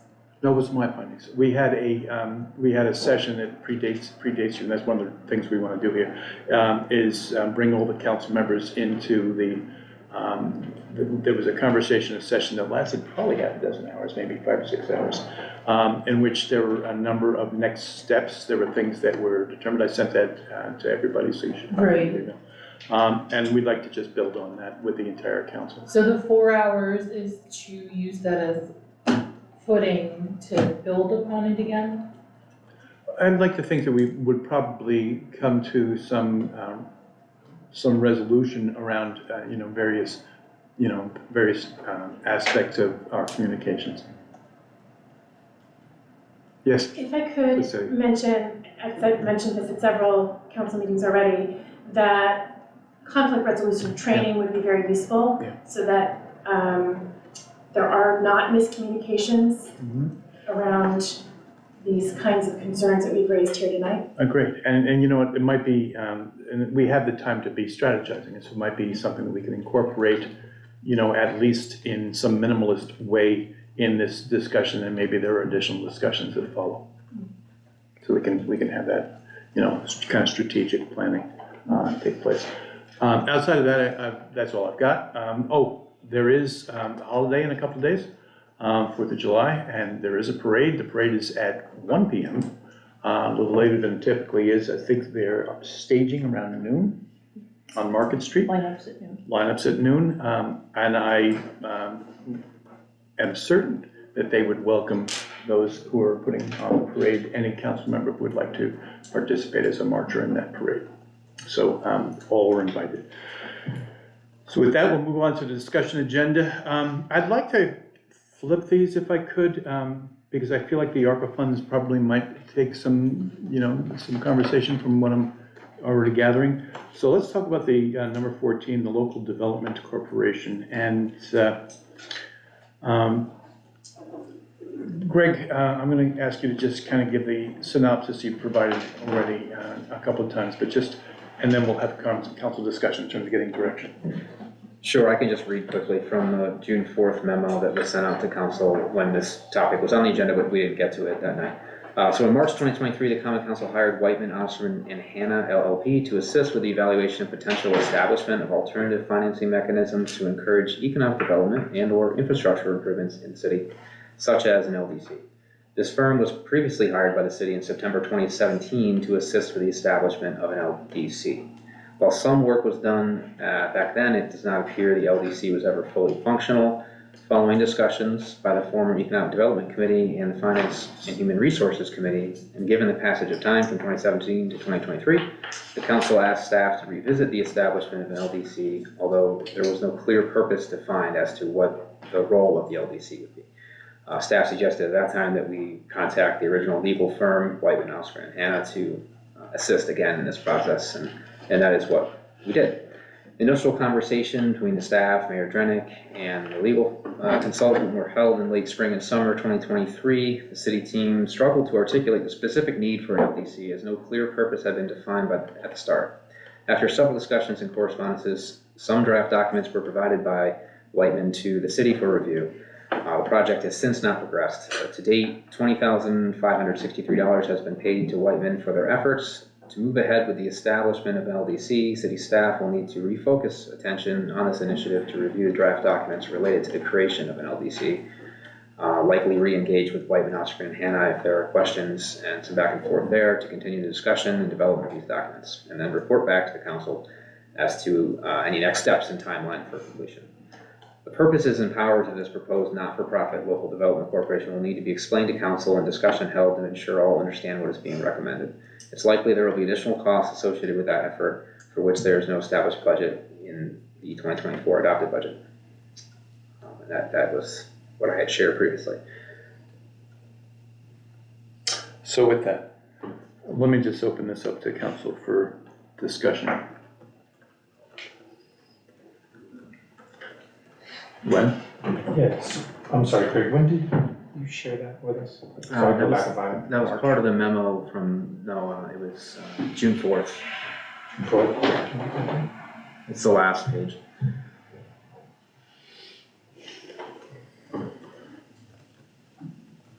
So what did we get for the $20,000?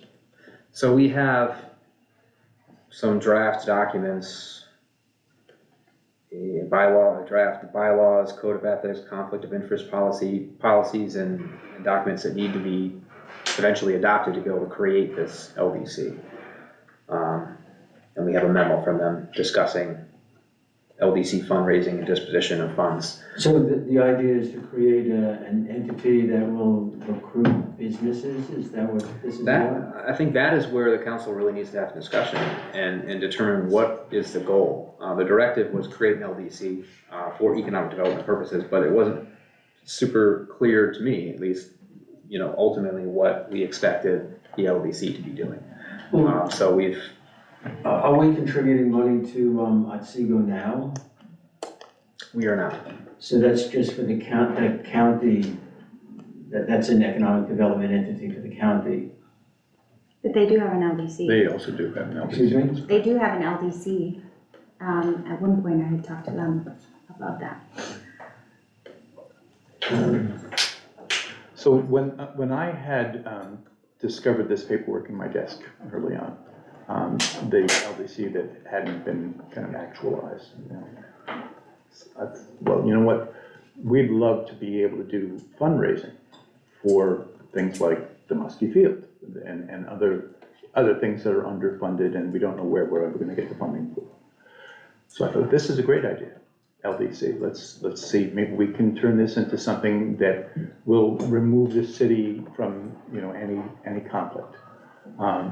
Then the potential of what amounts to a land bank. Maybe an LDC could be that entity that allows us, the city, with monies that we don't know what those monies would be or where they would come from, but the city in partnership with, the public-private partnership, purchasing buildings, flipping the buildings, turning them into usable properties. So those two things were kind of what I was looking at. As it turns out, the LDC isn't really required. You can hear me, David, over there, right? Yeah, the LDC isn't really required. Well, I get that you're. I always hear. The LDC isn't really required for that kind of fundraising piece that I was originally looking at. There are other entities that can fit that bill. So as an example, the Only on Outlaws are a 501c3, looking at Muskie Field. And then as a case of, if we were to use it for essentially as a land bank, as a means through which we might be able to purchase a piece of property, a derelict house or whatever it might be. And the issue there winds up really with whose money. Are you purchasing whatever it might be? Len, don't we already own abandoned homes? No, not necessarily abandoned homes. The LDC came under the contents of folks that owe us money. We talked about this at one point. You wanted to try maybe on a one specific property basis, like, if I remember correctly, is what she wanted to do that. So the LDC was looked at it that might be able to have that short arm extension for that type of project, right? So folks that haven't paid up on their property, rather than turning it over and being paid in whole to the county, we could actually have the LDC look at it and say, what is it that we can do with this? Is this a viable structure, can we still continue it, or does it need to be raised and start all over again? An LDC would also give you an opportunity to bring in different, as Mark was just saying, private partners. And having that cohesiveness between local businesses and municipal government that at this level you cannot really have. So that was the context of where we were headed with that. It's a little disappointing that we did expend 20,500, whatever it is, and without seeing the documents, Greg, I don't know what we really got for that much money. So. Who would administer this? Who would run it?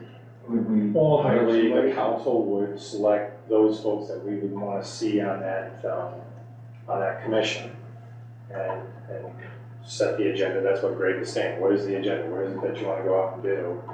And go do it, like any other board or commission. So would it be a volunteer board or a commission? Yeah, it's not though, it's a completely separate entity from the city. It's separately administered, separately, there's a board, and we appoint the board, but it would not be, it's not a board or commission of the city, it's a separate entity, which is why you have to set it up as a separate entity. If you do it in-house, we wouldn't need to do anything. Right. Just to make it clear, so there's no. Similar like our library or the Oneonta Housing. Or the Oneonta Housing Authority, again, they're separate things. The city of Oneonta Housing Authority was created by the New York State Legislature through the public authority statute. Again, the members are appointed by the council, but it's operated completely separately. You don't have any input into their management or anything. You certainly talk to them, but and just like the library, again, separate entity, but it's created and appointed by the city. Right. I mean, communities like Schenectady have done very well by setting up an LDC and been able to take over properties that had seen better days, and then they turn it around. So, David is absolutely right. It's a separate board, separate committee, but their primary purpose is to take properties that are underutilized and take back. And the money that they use to operate, to buy properties and manage it and all that would come from where? Yeah, so I wasn't totally familiar with where the initial Kickstarter funds would originate from. And that was what I was kind of hoping that this group that we hired would help us figure that part out, but I don't know. I haven't seen any of the documents, so I don't know whether they did that or not. And then, yes, it's self-perpetuating after that, like any other economic development corporation that's out there. Like I also sit on Otsego County Development Corporation, and that's basically what they've been doing for the last 40 years, is that they kickstart small businesses. That's what this would be, except we're trying to revitalize the city of Oneonta. That's the entity you just mentioned, that's separate from Otsego now? Correct. The thing about an LDC is that it's extremely malleable, right? So and that's one of the issues. That's one of the confusions and one of the things that winds up kind of sucking, money, by way of the lawyers that are working on this. It can be, if you look at it as a toolbox, right? I mean, it could be a hammer, or it could be a saw, it could be a screwdriver, right? It really depends on what do you want this thing to be used for, and that's really what we need to do. Is we need to determine what do we want, if we want to pursue this, what specifically. And I'm going to go to Ginny. Go ahead, Ginny. I just wanted to share with the council, thank you, Mayor. In the course of investigating from the lawyer's report, I had also contacted the city accounting firm to ask if they had any clients that they had LDCs. They have a number of them that they audit. Speak up just a little bit, Jen, it's hard to hear just below. I was saying that I checked with our auditing firm and asked if they had clients that had LDCs, and they said yes, they had a number of them. But his input back to us is that all of their clients that they audit, it's a one-way street. So the money goes into the LDC, but never circles back to the municipality. For example, what they use a lot of it for are the grant programs, but we already do that internally through Judy's department. So they would be administering a lot of the community development grants in the LDC, issuing those grants out. Also, as Jonathan explained to us, is that we will need working capital to start the LDC, which most likely would come from the general fund. So that is just something to keep in mind. The second thing is I understand that the 20,000 sounds like a lot of money, but as we all know, legal services are very expensive. And what this firm did is that they were looking into the legal language of how to form the paperwork that's necessary for the bylaws and the guidance and the development of the LDC. And the LDC, David, correct me if I'm wrong, it already exists. We just need to reactivate it.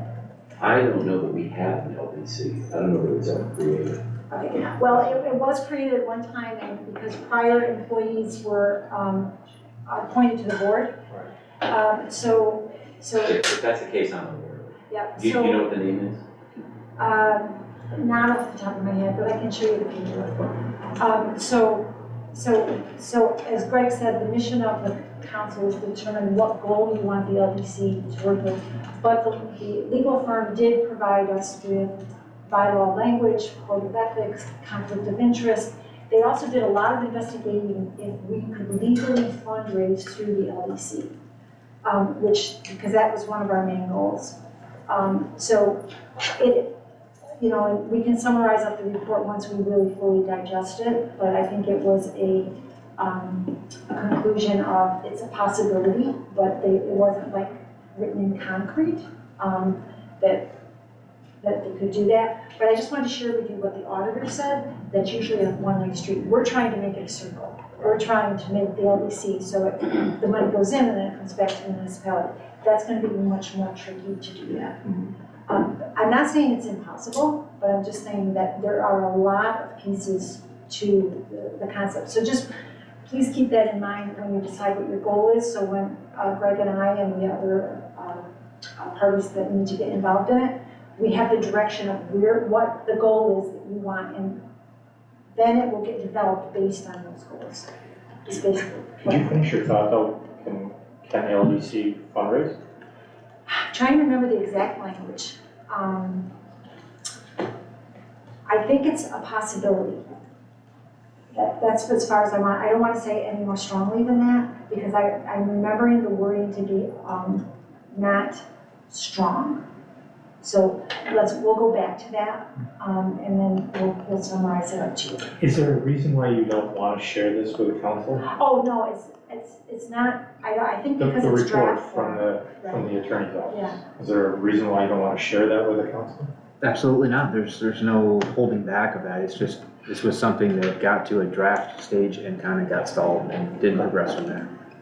So they had submitted it to us, and I will tell you, for mine, just because of my workload, I haven't fully digested it yet. Okay. And I think the legal firm is waiting for our input back, and I just have not been able to do that.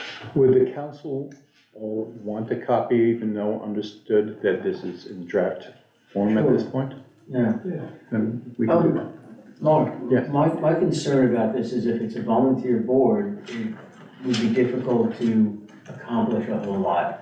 However, if it had an executive director who was knowledgeable about these things and was frankly aggressive and out to make a mark, I think it has a lot of potential. But without, a hired executive director, I don't think it'll go anywhere. Yes. I just have a question about, the council's role within LDC. I think I'm getting a better idea of, what it is and that we would be setting goals, but what would our relationship or role with, an LDC be beyond that? Right, David, we would need to keep this absolutely separate from the city right. So to Elaine's question, what would the council's role be once this thing is established and is provided with essentially its charge? That would be up to them.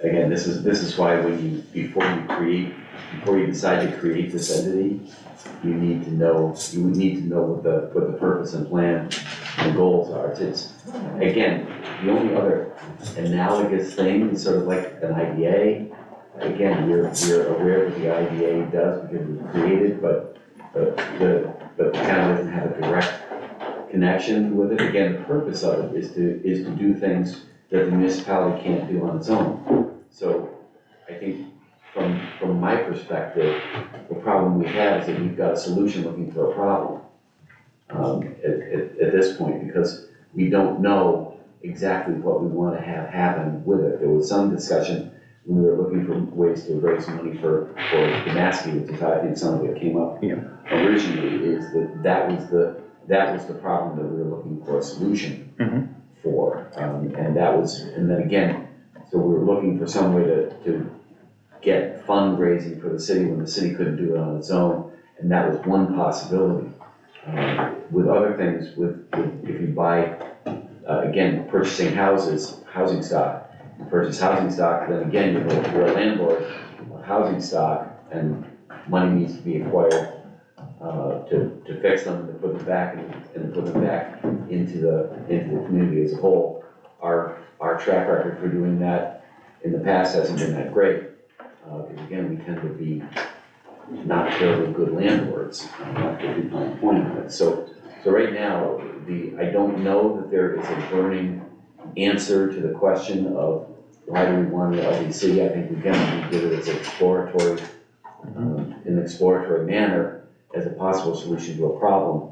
But I don't know that problem still exists, or whether or not we want to spend more money to create another entity to help us solve a problem that we're looking for to make them work on and create another infrastructure. And again, if we do an executive director, then you talk about where's the money going to come from to pay an executive director and the secretarial staff and an office and that sort of thing, when many of the things that we're looking for the LDC are currently being accomplished in-house. And if a manifestation comes along, we say, listen, this is what we need it for. And I'll be interested to see Yeah, I'll show it to you. what we have already. Because again,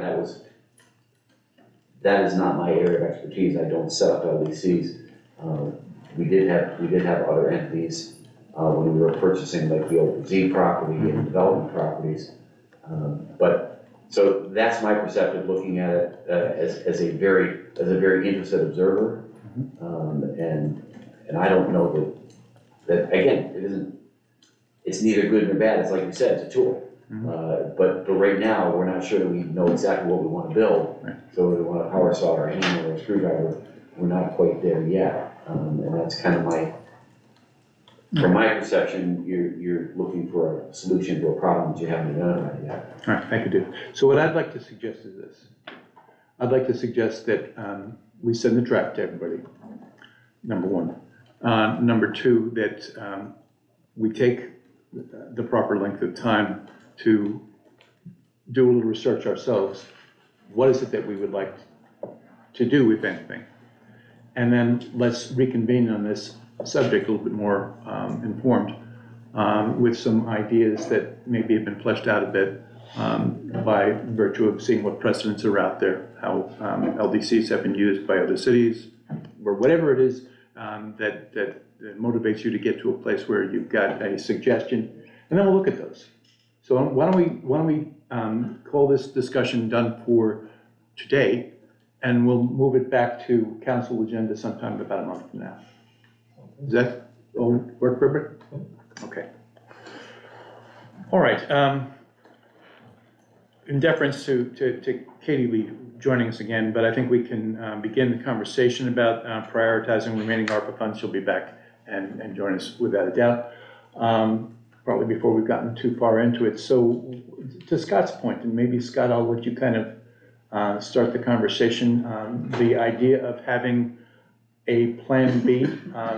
If we have monies, we know we need to move along fairly quickly.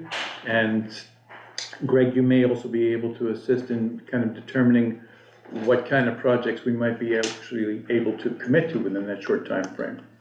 So, I think you want to take a whack at it? I think you said it the way I was gonna say, like, where's the plan B? I think we should have a plan B if we can't afford this, or if it comes back that it's cheaper than we think it's going to be, and we have money, and so we're already set up.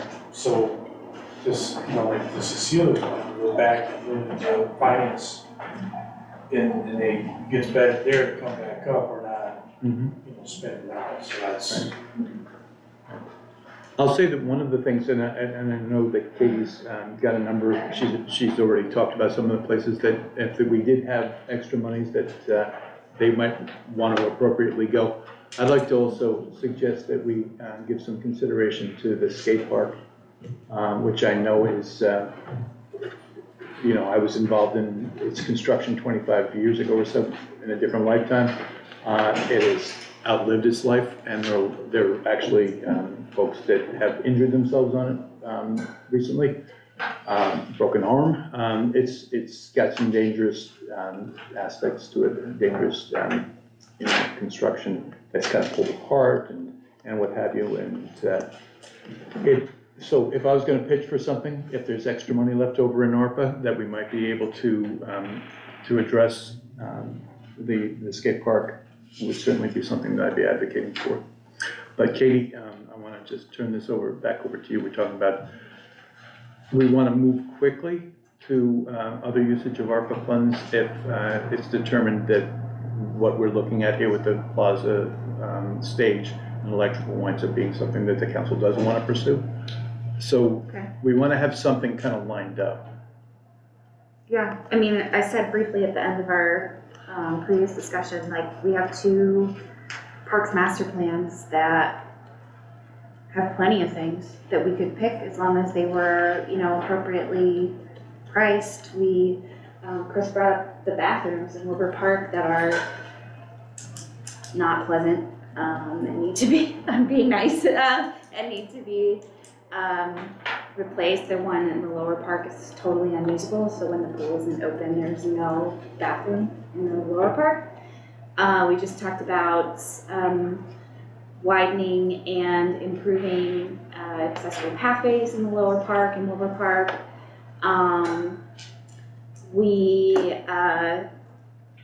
There's a lot we could do. Yeah, and I think, the stage is great and for sure will be used a lot, and I'm thinking about events and I'm thinking about even the summer concert series and things like that. Which is why ultimately I think getting a price on it is good, but I hesitate to even earmark up to almost $250,000 on that stage. I just think there's so much that could be done with that money. So I don't know. I mean, I think it's a good thing, and I hope it comes in well under that, and we have the opportunity to do more projects. Would there be value? I'm sorry, Scott, let me just get this in a quick number to you. Would there be value, I hate to task folks, I really do, but would there be value in arriving at some estimated price quotes on some of the things that we may be talking about here? And we could be looking at those at a future council meeting? We can do that. I think we have them, right, for the bathrooms? Yeah, and again, I was advocating for some repair to make the skate park something that's not dangerous. Yeah, I mean, I would 100% be with spending the remainder of the money on the skate park. We know that $37,000 or whatever was, in that memo is barely gonna make a dent. So the more that we can put toward that, the more that can be done. Sure. Scott? I'm not talking about a fixed stage, but I think one thing we gotta remember is the start of the thing down in the park about having a stage is that trailer is falling apart. Right. And we use that trailer an awful lot for a lot of different events.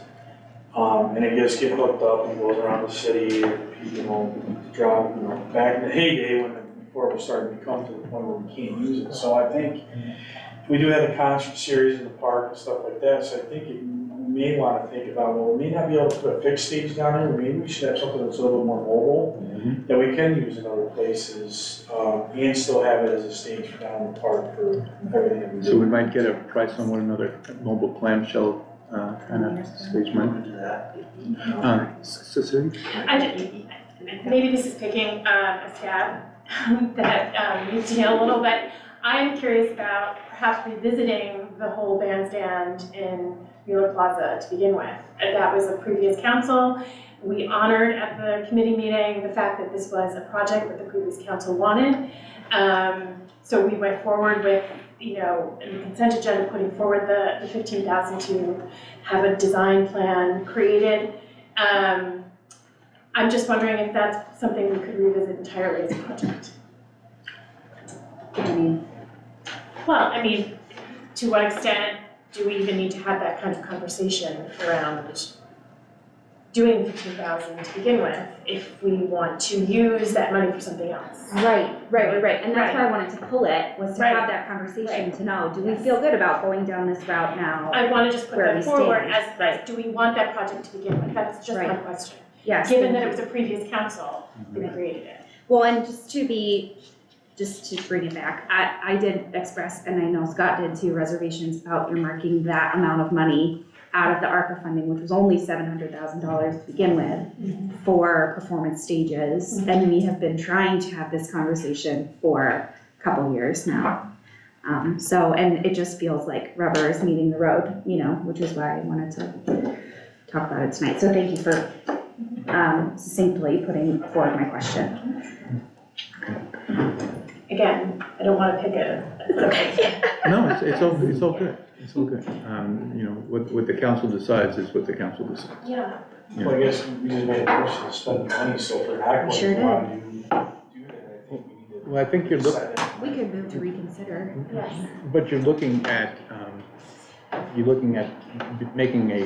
getting a definitive amount of money, you know, that we know is, you know, gonna give us either the ability to do that stage and have money left over, or not enough money to do the stage and do anything else, and at that point, I think it makes some sort of sense to be able to kind of compare apples to apples as opposed to not.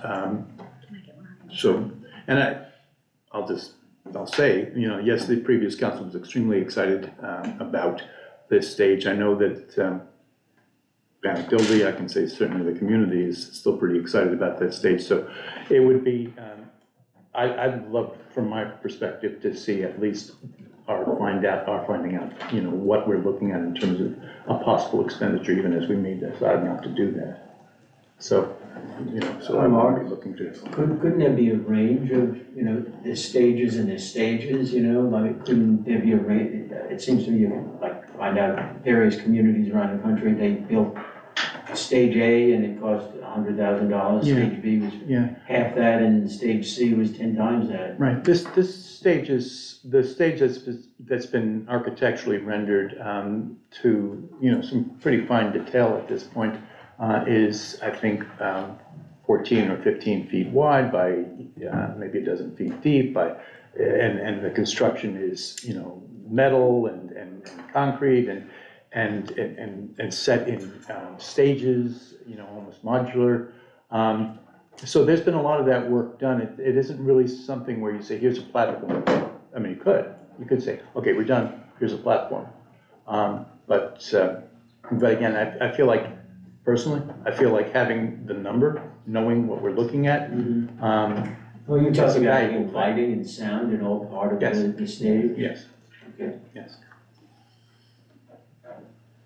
But again, what we're looking at too here is, where do we want to go if either we have money left over or we decide not to do the stage? Well, because we're going to want to move, you know, pretty quickly. We can, and Chris has agreed to provide some quotes on some of the things that we're talking about. So we're talking about a mobile bandstand, potentially. I've been advocating for some work being done at the skate park, and maybe we can kind of determine what a minimal amount of work might cost that will get us to a place that we have something that's in good shape and potentially expandable if we're able to find ourselves funding. The skate park, you're talking about repairs? Yes, because right now it's dangerous. Right, I've spoken to some of the skaters, and, you know, they think it needs some repairs. Yeah. It sure does. It does. It's too bad she left, because she fell and hurt herself pretty bad while she was skateboarding. Yeah, I've heard from a number of folks. It was a real asset for the city there for a while. Go ahead, Chris. Regarding the skate park, we do have $25,000 set aside in this year's budget to do work there. Oh, cool. Ultimately, I think all of it needs to be removed. Mhm. It's quite dangerous. I'd like to do something like the X Games do, when they come in and do, skateboarding events. I'd like to purchase that kind of equipment that we can set up and then take down at the end of the season, put away to protect it. So I'm more looking forward to demolition of what's there, do a concrete flat surface and then bring in. The roller derby would be so excited Yeah, about a something- concrete flat yeah. surface. Well, we Much know that we really are looking to young families to kind of discover Oneonta and kind of fall in love with some of the things that we offer here. And, I have a grandson that, is all about the skate park when he gets here. So I think it's an important thing that when you're looking at the assets that we're offering to that younger demographic, that, is something that they were cognizant of and we try to do something about. Go ahead, Scott. I just want to point out real quick that when we got this funding, we really looked at our parks, because we don't normally get to invest in our parks, but everything we're doing. So, I just kind of want to remind people, and when we listen to stuff, that's why we're focusing so much on the parks. Sure. We do utilize our parks a lot, and we don't get a chance to invest in it very much. Right. So, And we used a lot of because the money came in 2 tranches, and we used a lot for infrastructure. And we've set this aside for the park, so, it's a good point though, Scott. Go ahead. Cecily. Yeah, I was gonna ask, in that kind of spirit, if those that are new to the council could be provided a possible list of projects that I'm familiar, based upon the conversation we had in the Finance and HR Committee meeting of potential projects, and I think we were given a list of projects that had been completed and then possible projects, but maybe just having something provided for the council that gives us a sense of where some pathways that we could pursue. I love that. Yeah. Could be useful. Go ahead. I would just suggest that to start, if you look at the capital improvement plan that's in the budget, it's in the back of the budget as an appendix. It's color coded, so basically you just go down through and look, regardless of what the year shows, just look at the Parks and Rec projects there. That might be a place to, initially start. You see in there's Wilbur Park recreational facilities. That's the ongoing project at Wilbur Park, the basketball court, upper basketball court. It does have the Muller Plaza and Newlaw Park performance stages for $235,000. It has the Wilbur Park pool and Newlaw Park Brenner building parking lot for $45,000. It has Newlaw Park skate park rehabilitation for $25,000. Now we know that that's likely going to cost more than that to do something like what Chris is talking about, but that was the placeholder we had. And that $25,000 in this year's budget was earmarked per se for as ARPA funds, just to be clear. Newlaw and Wilbur Park playground improvements, we'll do some of that with some shade structures hopefully installed at Wilbur Park using the county ARPA funding, but there are other ideas we have discussed. We don't have designs for any of these projects, but we've discussed ADA accessible playground equipment at one or both of the parks. We have a project on there for some paving in the lower Wilbur Park. The section that's currently paved and not in great condition between the S-curve and the Kiwanis Pavilion. Chris has talked recently about parking lot paving, actually I mentioned that, at the Wilbur Pool. There's a splash pad. That's a project that's been discussed. It's ongoing discussions with FOF, who has talked about raising funds to donate for that project. The list goes on from there, but that might be a place to start looking. And then also, as Katie mentioned, looking at the Wilbur Park and the Newell Park master plans, which have a lot of these projects and even more, and Judy's raising her hand. Yeah, does everybody have a copy of those master plans, the parks master plans, the new council members? I'm not sure. We can send them. Yeah, so another suggestion here is that we supply all the council members, all the new and older council members with all of the documentation that they will need to be able to kind of peruse. You've pointed out where we have what you just run through, and with that, we're talking about a month and a half, 6 weeks, maybe 8, before we get. Mark? Yes. Go ahead, Judy. Thank you. I just want to say that in the process of doing the LWRP, we're identifying projects that will be listed in the draft LWRP, and then sometime next year, will be back to be approved by the council and by the town and then by the state. And once we have the final LWRP with those projects listed, we'll be able to go for implementation money. So there's going to be more money available for our parks program because of that than has been available to us in the past. Priority projects that we already know are going to be listed are updates to our parks plans as needed. Neola Park will be one of the first ones that we would try to get implementation money to update, because I believe that's dated 2013, and it needs a good update. It needs the projects to be looked at, and it also needs the cost to be looked at. And then anything in our parks plans, because our Wilbur Park, Neola Park, up around Wilbur Lake, they're all in the LWRP boundary. So those projects that are identified in the parks plan automatically will be considered priority projects for the city that we can go for more implementation of in the future. So the LWRP is setting us up, much like the DRI did 10 years ago. The LWRP is setting us up with the state to be able to go for more money over time. So if you can't hit some of these projects now, the ARPA, we're opening up an avenue for more money in the future for more of these parks projects. That's terrific. We're looking at, as we get this out for quotes, once we get the engineering piece done, get this out for quotes, we're looking at about 6 weeks or 6 to 8 weeks. To go out to bid? I would think so. I would hope it'll depend on our consultants, how quickly we get those drawings done, that we could go to bid in August sometime and have, bid pricing back in early September, mid-September. So between what Judy's just provided us information, the background on the LWRP and the potential of all of that, the identification of any number of different projects, some of which will fall into those that have already been, will be prioritized by way of the LWRP, and others that will make a determination as council members, as you will make a determination as council members should be prioritized.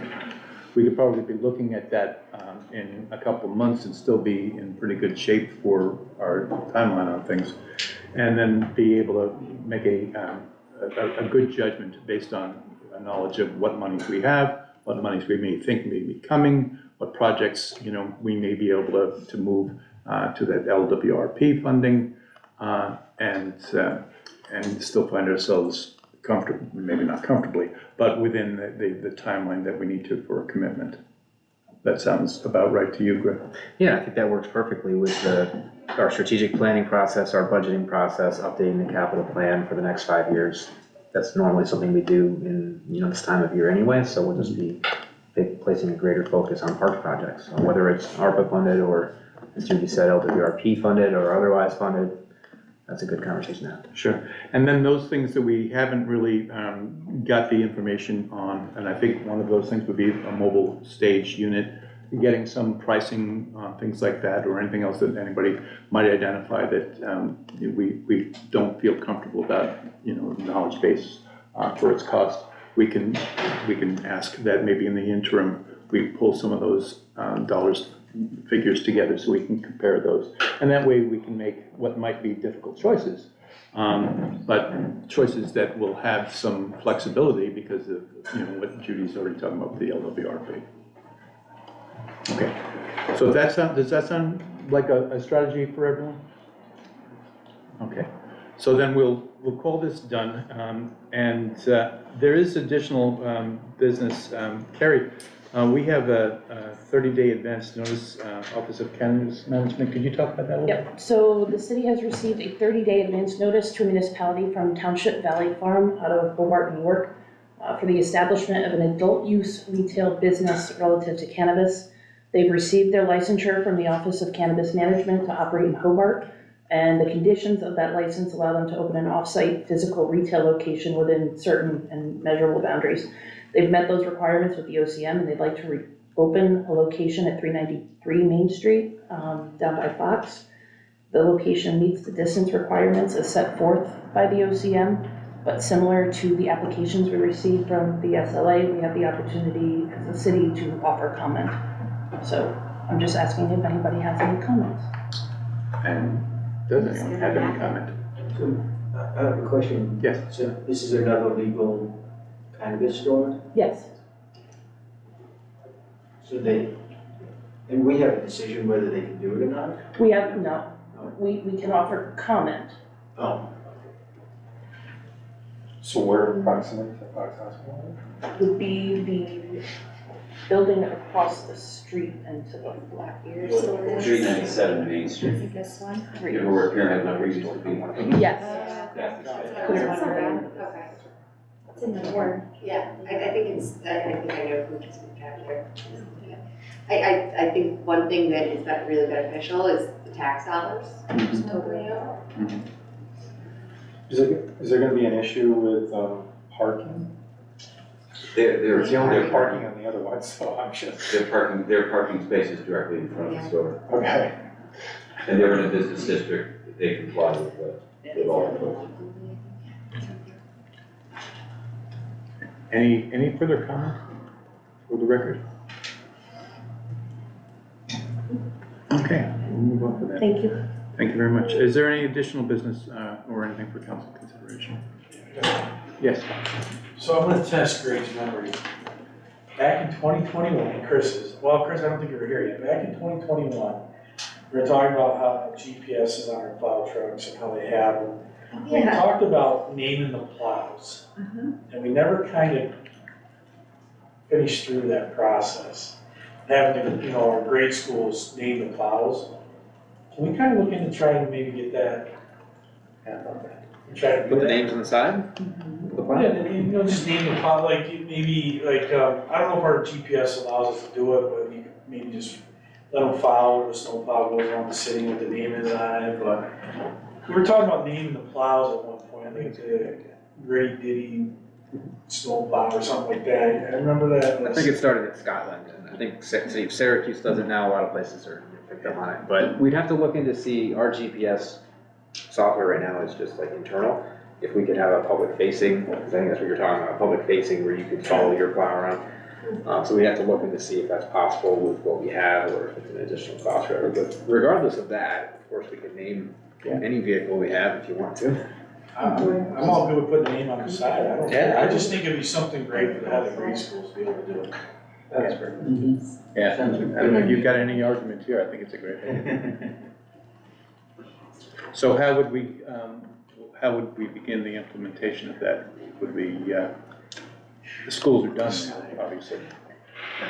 A little project for September. Snow until they come back. Yeah, Right.